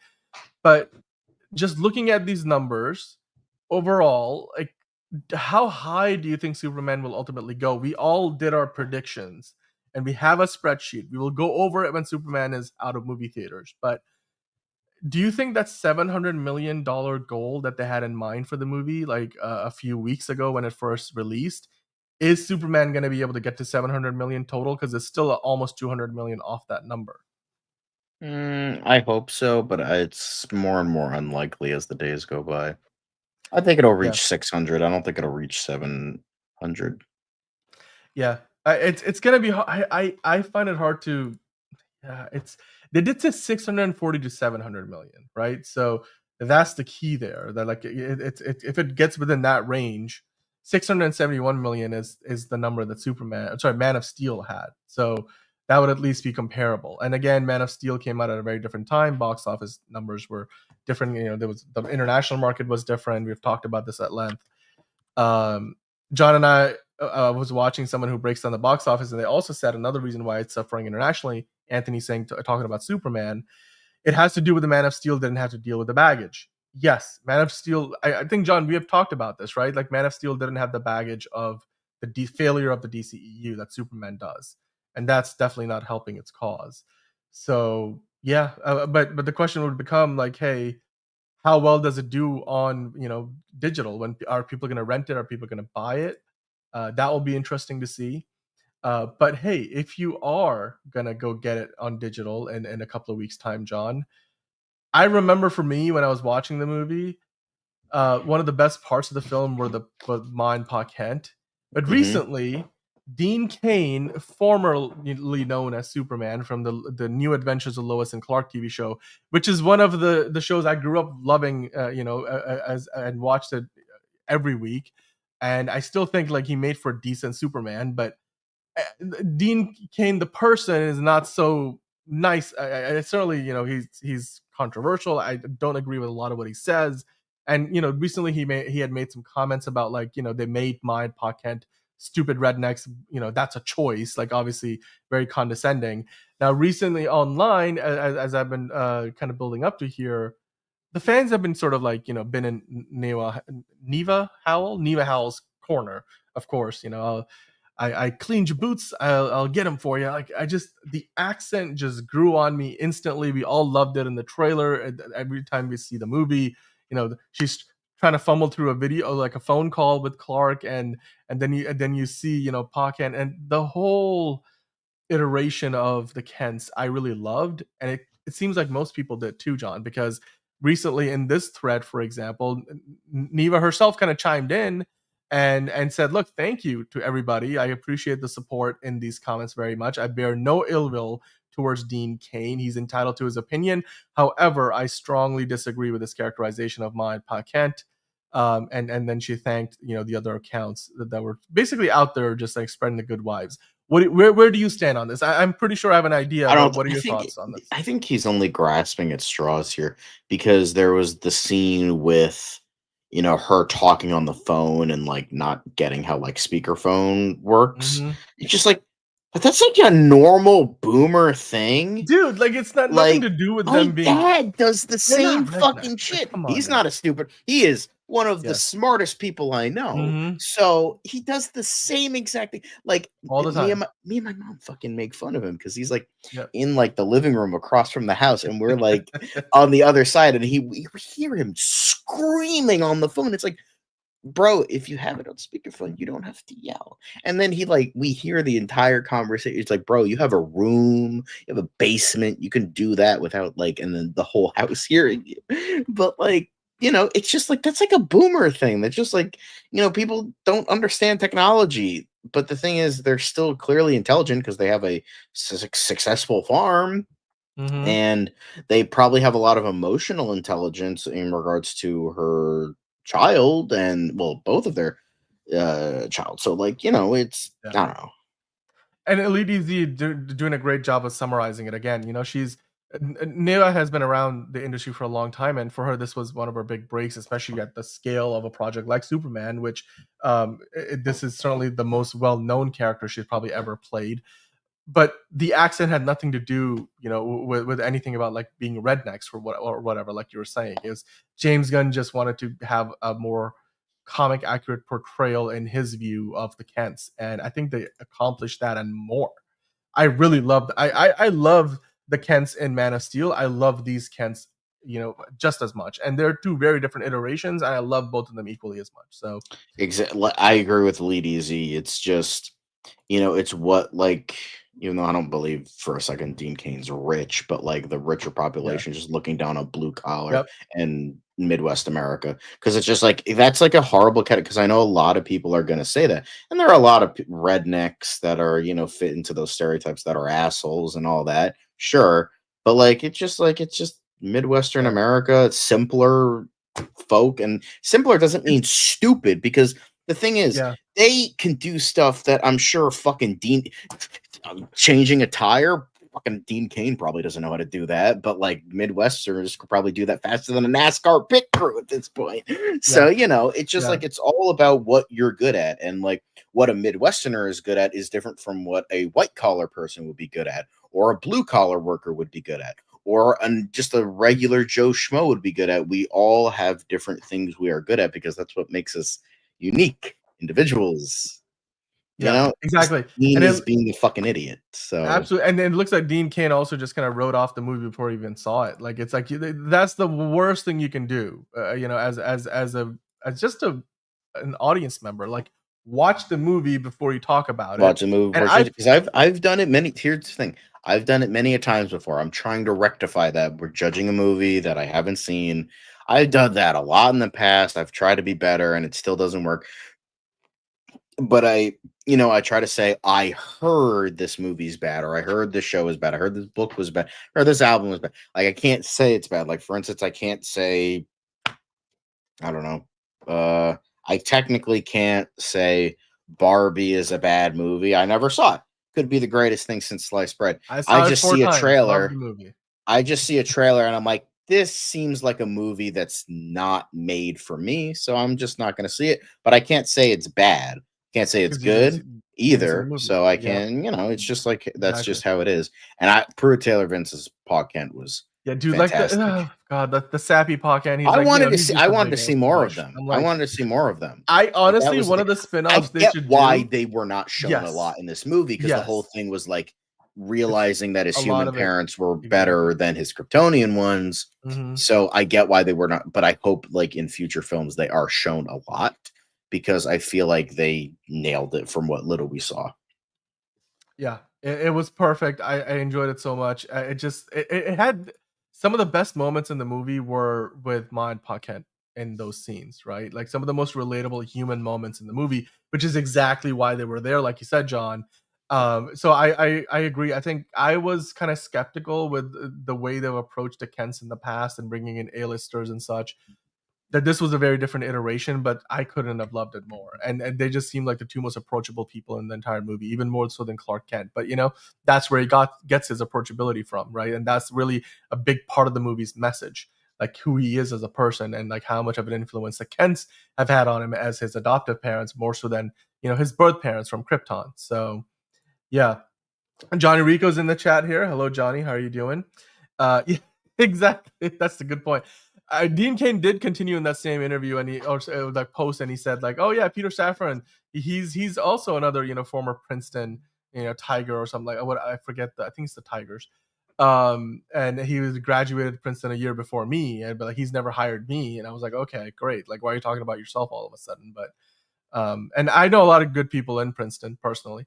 That's not a knock against people in Princeton, but like you were saying, it's the whole looking down. It maybe these comments from Dean Cain speak more to his, you know, appreciation or lack thereof of people from, you know, such as the Kents, like, you know, who grew up on a farm and worked the farm, whether they're in Kansas or, you know, just other parts of the Midwest. Like it's not an easy life. Like when you were working the farm, and you have new challenges each and every day. And I love the Southern hospitality and that you get from, you know, that part of the country, and oftentimes it goes, you know, underrepresented in our movies, and I did appreciate that we got it in Superman.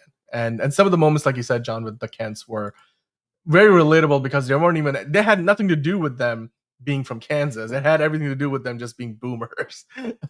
Or we would imagine they were boomers.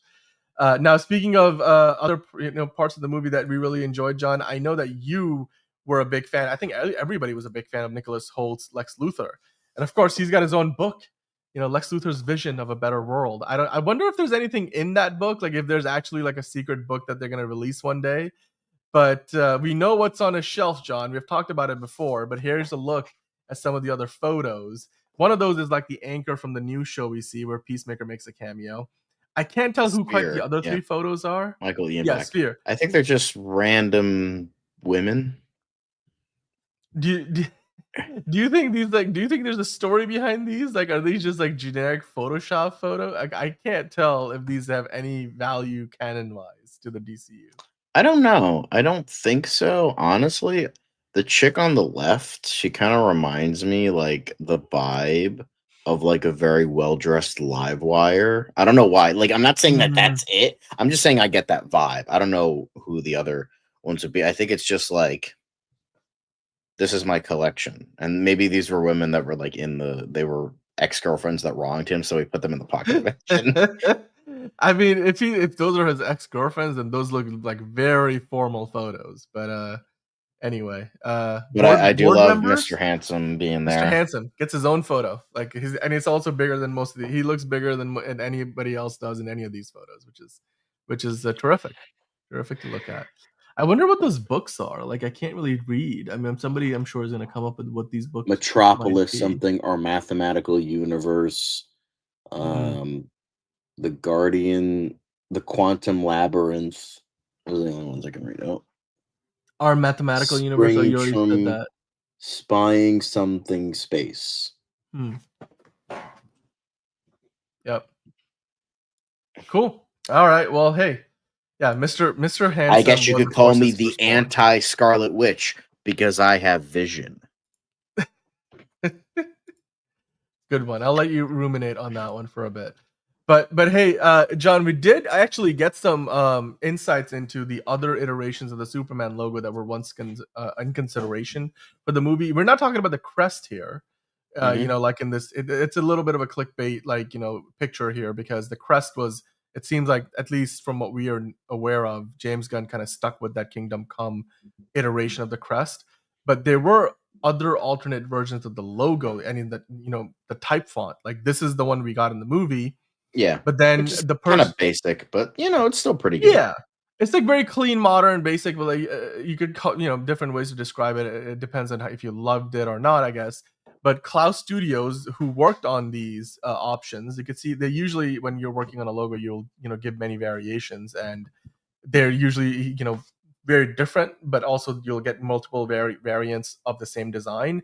And you can see here, there's like so many options, John. You could, some of them look very similar Like to the classic Reeves. The one all the way version. to the right and the bottom, those were obviously from the comics. It Yeah. looks like the middle one on the bottom and the one on the left, those are like from the original movie, that kind of font. If I had to pick anyone, I kind of like the cheesier ones of the middle, left, and right ones. I get why they weren't used because it doesn't fit the vibe of the posters. But like, I feel like the perfect one here is probably the middle one. I don't know. It's plain, but it feels like there's a little bit more to it than what we got. In just my personal opinion. Yeah, it's to me, the one at the middle top is the one obviously that they went with. I think it feels like you're going for a modern Superman in a way that it kind of matches the best with the crest as well. But I seeing wouldn't have. Superman's showcased so many times, it just looks weird now. I know it does, but you could still recognize the one that we got ultimately, right? Like, and you see there's more variations. Obviously, again, just slight color differences. The one in the middle top here clearly looks like a Dunkirk logo or something that Christopher Nolan might do. Then there's other variations. I kind of like the one So, on the Man of Steel bottom almost. to the left and middle, though. I like those. I like the one on the right too. I like all of these. These are all, the one in the middle, the very middle, looks weird to me. Some of them are cheesier than others, but like, I think, yeah, I like all of them. Yeah, I guess it would all depend on how they were going to be portrayed in the movie, and you can see God, there's so even more, fucking many. Jesus Christ. so many examples. I mean, this is what it takes, man. Especially for a movie of this scale, like, of course. Oh, I like these. These I ones are like nice, right? I like this. The motion. Because Yeah. I like the motion of, I like the 3D text. And Mhm. then, but it's like, it looks comic book-esque, but it doesn't look like an actual comic I would book. have bet the bottom right one might have been a winner, depending, given how the trailers were playing for us. I think that would have been a good option potentially. So, at least based on the trailers. But again, once you see the I movie, like I this totally one get the what they're most going because for. there's these are probably pretty much Mhm. variations of the same one. Mhm. I would say the second one on the right, the plain white, you could have used that for the poster, Mhm. and then like use the other ones for the trailer and like have it like a flying in kind of thing. So I mean, I think he'd still probably pick the best one in terms of going with a logo that feels the most modern, minimalist, but also at the same time kind of represents the universality of Superman. This one here, I think this is the one you can. Yeah, if you go back to the other article, that's basically the one that they went with, and it works well, especially considering, you know, how the rest of the marketing, the posters were like, and with the current crest for Superman, it goes together well. You don't want to over design everything. There were some looking in there that felt like All-Star Superman inspired, so definitely true. Anthony was looking at the one at the bottom right. Let's see, which one are you talking about? From the last one, I think. Yeah, there you go. Yeah, I think he agrees with you for the most part there. Anthony does. Um, you guys are talking about Mercy in the chat. Okay, we have, I saved a couple of your comments. We'll get back to them in a second. But John, I don't know if you talked about this the other day. Let me see if I can zoom out on this website. Like, holy cow, they're just trying to advertise us there. What is this? Is this some kind of a ad for, okay, mailing list? We don't care about mailing lists. So, John, it's August. We're only like 3 months away. A little more than 3 months away. But would you care to have a Superman Hallmark ornament hanging off your Christmas tree? could be nice. The eyes look weird. I didn't even notice that until just now. Wow. I was like, where's the bulge? Like that, they kind of tucked it in. So, you know, kind of hard to tell that's anything I know else. Yash is gonna probably get one of these because he loves it so much. And we all know he Good loves question, Enterprising bulges. Supergirl He logo. loves bulges. So Yeah, we all know that Yash believes in the bulge. Believes in the bulge. I don't. Is Yash still? He's not here. I think Yash left the chat. Funko. You know what? I have a Superman Funko Pop that's sitting in a box nearby that I'll have ready for a future show. But John, I think this is going to help wrap up the Superman conversation for the day on a really good high note. So we've had the lowest of lows in the show today. Some really cool conversations, but Superman this year is a movie that's been all about hope, and I think the Geek League of America really summarized what Superman means to us today, saying no super, and especially what Superman stands for, and what it means to not just the superhero genre, but just pop culture in general. It's like how much Superman has had an effect on all of us talking about the movie. This is of course like the last shot in the movie. All of us love it. So Geek League of America, we're saying no, Superman isn't going to make $1 billion. We were talking about that a few minutes ago. It might not even make $700 million. We were also talking about that. However, there are reports from comic retailers everywhere that fans of all ages are flooding the stores buying up Superman comics. Crypto-inspired interest in dog adoption to spike across the world. We were looking at like 500% or something like that, which Liz predicted. So good on you, Liz. Kindness is the real punk rock has become a viral phrase. The song still rings in my ear. It has an 83% freshness score and 92% audience score. It has an A- cinema score. Stoops is seen as a symbol of hope again, which I think was the goal that James Gunn had, and a positive force in the cultural zeitgeist. And that has incredible value. John, I think this sums it up really nicely. What do you think about what Geek League of America had to say for Superman? Nice. I think that's a great way to sum it up. I just whenever I come across some of this really positive stuff, I'm like, we live in a world where there's always the controversy. We're talking about stuff like, is it going to do well? Is it going to struggle? Is it going to be a flop? I think Superman, if you look at it this way, this is a great perspective on why Superman is already a success. And we've talked about it in different ways, but I think that was a really nice summation of it.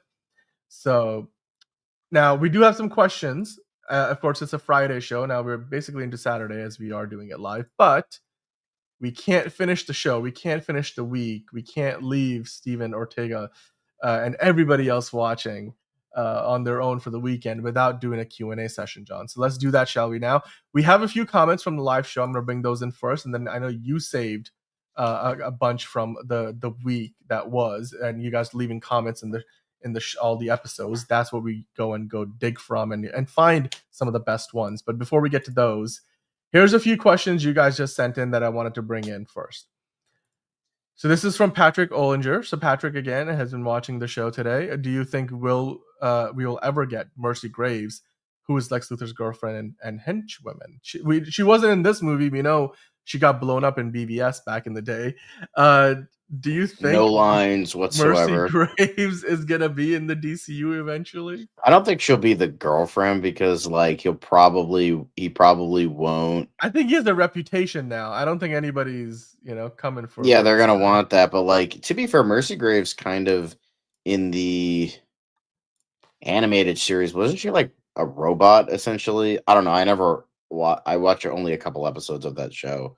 Wasn't she like a robot, or did she only have a robot hand?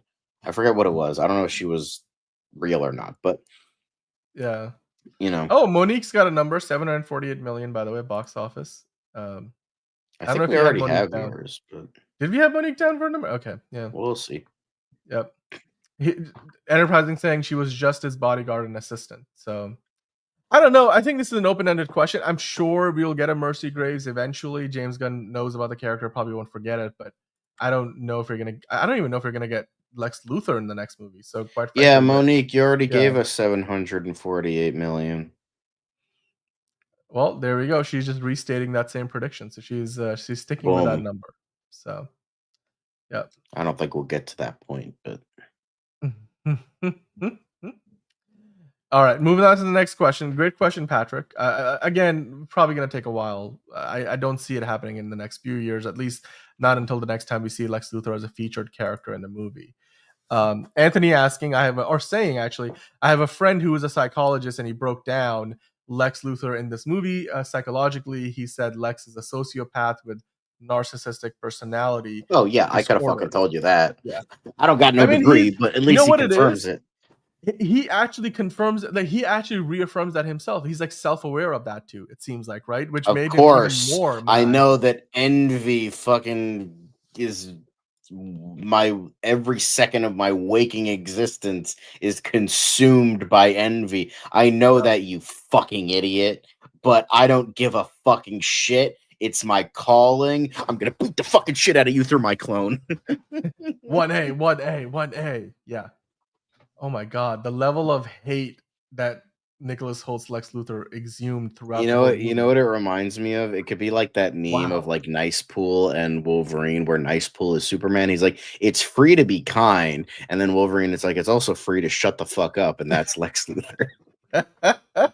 Exact. That's a good point. Anthony also had another question. He was just asking simply, do you think it's true that they're gonna cancel the Authority movie? Probably. I mean, I know James Gunn really wants to make it happen, but I think he has to be like, you know what, we can't make it work. Because I think his need to make a great script and make a great movie out of that script will be more so than his own personal love for the idea of it. So yeah. I mean, remember this whole thing, that this reel that we went over in the quick hits earlier in the show, like literally they list out James Gunn himself lists out every show and movie that's coming up outside of obviously Peacemaker, which is part of the gag. But then, he's sort of like coming up short for names of projects, and Straw Hat Goofy kind of comes in and says, what about the Authority? And then James Gunn repeats it, the Authority. And then just like laughs it off because he's like, I almost said something. You almost did a Tom Holland. So I don't know, John. I feel like Anthony might be onto something here because he's refusing to officially cancel it. Maybe it will just be stuck in development hell for a while, but I just don't see it anytime soon. That's my thing. I mean, unless he surprises us and maybe we talked about it yesterday. Maybe Superman, the sequel to Superman, is going to be something to do with the Authority. Like right there. He's just gonna laugh it off. He's like, he's just, I don't know if it's gonna happen or not. James Gunn just every time he sidesteps the question. So eventually we'll probably get it. And speaking of, Midnighter and Apollo, I think that's where Henry Cavill could make his mark in the DCU. He should be in the Authority. So you know what it could be? They could like, since Apollo and Midnighter are pretty much the most popular characters from that team, I would say just do a movie around them. That could be interesting.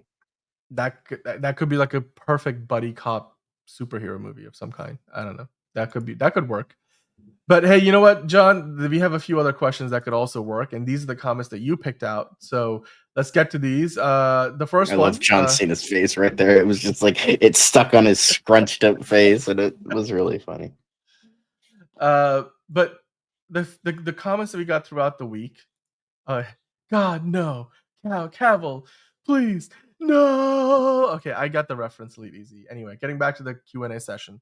You guys leave us comments. We like to talk about them. This is the special part of getting in the comment section. Any questions you might have, fan theories, and just want to tell us off or correct our mistakes. Leave us comments in the videos. We appreciate it. The YouTube gods appreciate it. And then Kyle, of course, he's a regular in the comment section, John. So this is the first of 2 from Kyle today. They should do a Superman Christmas special with Toyman on HBO Max. Your thoughts on that idea, John? I think that could be fun. Like Superman has to save the world from Toyman, who wants to who's gonna make it's kind of like gonna be like Jack Skellington, but more evil and less wholesome, where he's gonna deliver a bunch of fucked up toys that are gonna kill people, but Superman has to stop him. Yeah, I think that could be cool. You know what would be great? Kevin Bacon reviewed Superman, and we were talking about the man just wants a job. Goodbye, watcher. Have a great rest. Have a great. Well, we're almost done anyway, so you're almost done. But yeah, we'll catch you on Monday, watcher. But thank you for sticking around for as long as you did, John. I was just saying, Kevin Bacon is available and might even be aiming to get a gig in the DCU. Maybe even just playing himself, Kevin Bacon. Do you think they could do something similar to what they did for Guardians, or is Superman maybe not the best fit for a Christmas special? I don't know. Maybe it could work. I would say so. I know You guys let Booster us Gold know. had a Christmas special, I think in the comics, but I think it Well, was written by Tom I don't think King, so most it was people probably probably really know about bad. that, but yeah. Yeah, You I know do what? remember because it was like Booster Gold went back in time and saved Batman's parents and then fucked the timeline. And it Mm, was apparently really bad. My friend read it. He was like, apparently, I haven't read it, but like he apparently was like, yeah, it was really bad. by the way, Anthony, I think we might end up doing a Henry Cavill to the DCU fan casting eventually because I like would there's say so many. Captain Atom. That would be cool. Yeah. There's so many. Vandal Savage, you mentioned Mongol, Captain Atom. We've talked about some of these names already, but yeah, Superman Christmas special sounds good to me.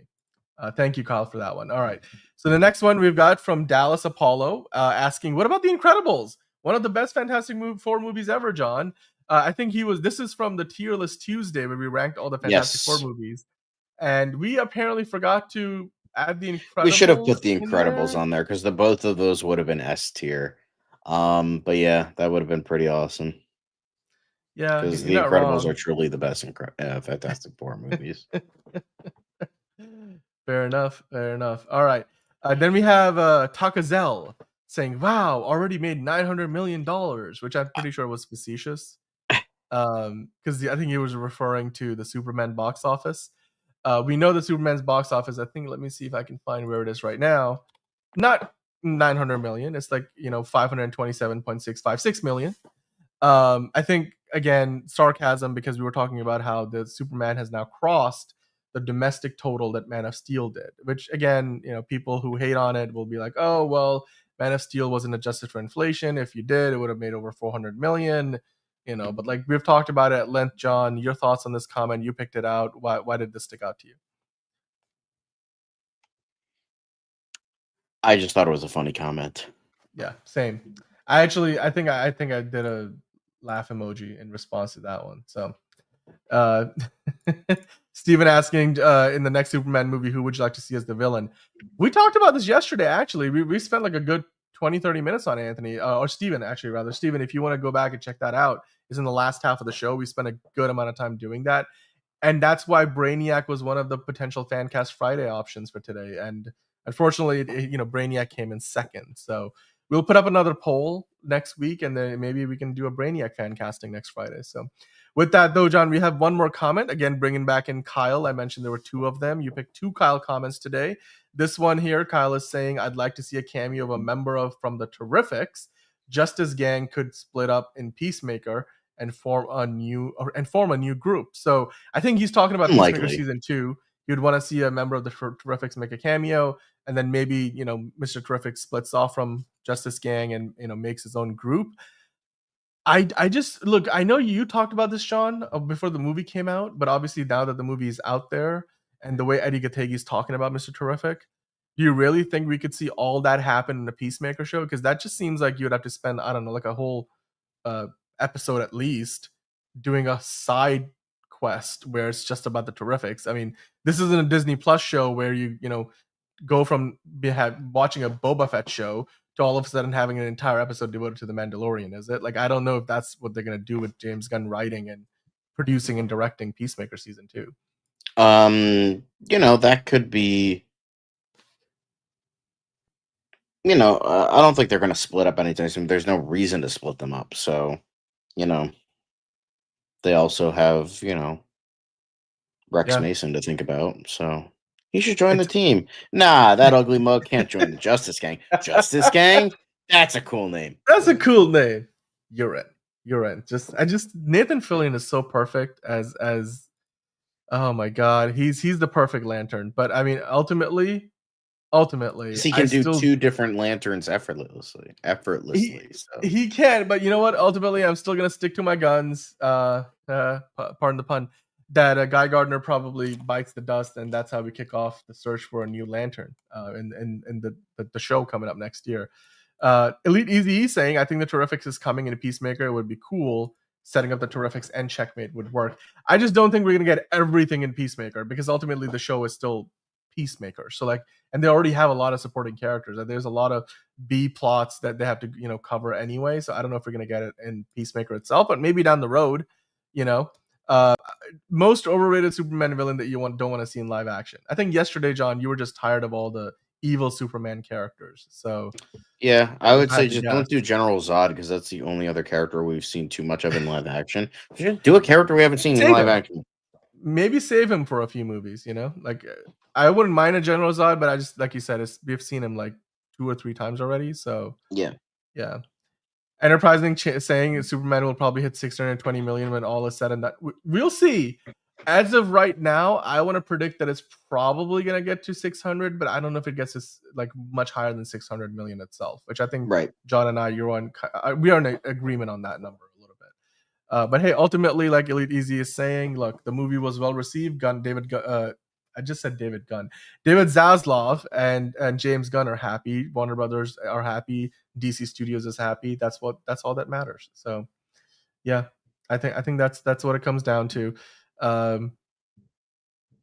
Anthony, I think Justice Gang is a temporary name. I think they made that. I think that they weren't kidding when they said it's not an official name. I think eventually we're going to see that the Hall of Justice is going to be for the Justice Society, not the Justice Gang. So there you go. No more Zod, Doomsday, no more Doomsday. I think we've seen a lot of Doomsday as well. They already have 3 lanterns in the one show. I don't think they're going to bring in Kylo Ren. Yeah, and then they have other lanterns. John Stewart's going to be new, Sinestro. so it makes sense, you know. Yeah, it looks like Hal Jordan is coming out of retirement. The more we have heard about the show, so it's Hal Jordan coming out of retirement to coach up and basically mentor a young John Stewart. So I guess does that mean that the only official lantern right now is Guy Gardner? Because I feel like that's what the implication is. Which is why, again, my theory: Guy Gardner bites the dust. They need a new lantern. They bring one out of retirement. I'm just saying, John. I'm just saying. I've read the apparent plot leak, so I'm just gonna say that in terms of. I haven't. Guy I haven't Gardner. spoiled it for myself, but I already told you. And you were like, "Oh, that's interesting," but you still don't believe it, even though that's probably the more likely candidate. Let's talk about it again and after the show. Let's talk about it after the show. Speaking of after the show, though, we are out of comments to talk about. I know you guys are still in the live chat, but the comments we picked out from the week, we are done. Thank you, Kyle, for your comment. The 2 comments actually. Dallas Apollo, mentioning the whole Incredibles. Yes, Incredibles was a great Fantastic Four movie, and even for Takazel, Verb. I'm sure you're being facetious. I'm dying.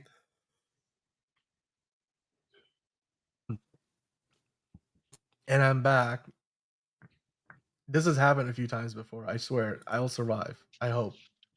But yeah, we are finally going to say goodnight because it looks like my voice is about to give out. So thank you guys. Peace. Peace? Yeah. I know. I need some water. Okay, I'm out of things to say, John. It's going to be a fantastic, terrific weekend. Let us know what movies you guys go check out. We're back on Monday with another round of shows, although I will give you guys a quick hint.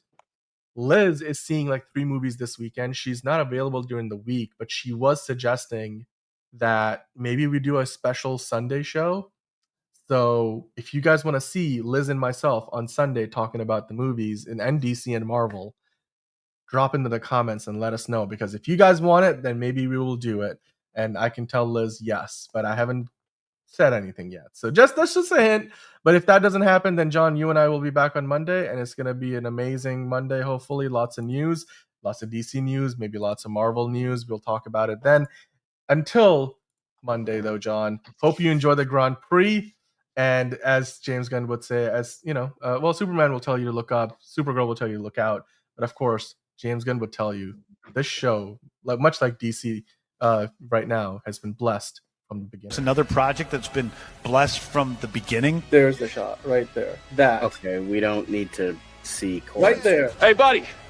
Eyes up here. Now you want to get nuts? Let's get nuts. Here we go. Victory mine. Ask me how am I doing? I'm telling you really I'm doing sublime. I never wait in a stewardess line. I just go do it. I'm moving my time. Really had nothing to do with it. How am I moving? I'm moving like you want to shine. Follow my lead. Don't listen to lies. I had to put me all on the line. That's why I know that victory's mine. I prefer Jared Leto. Hunka hunka.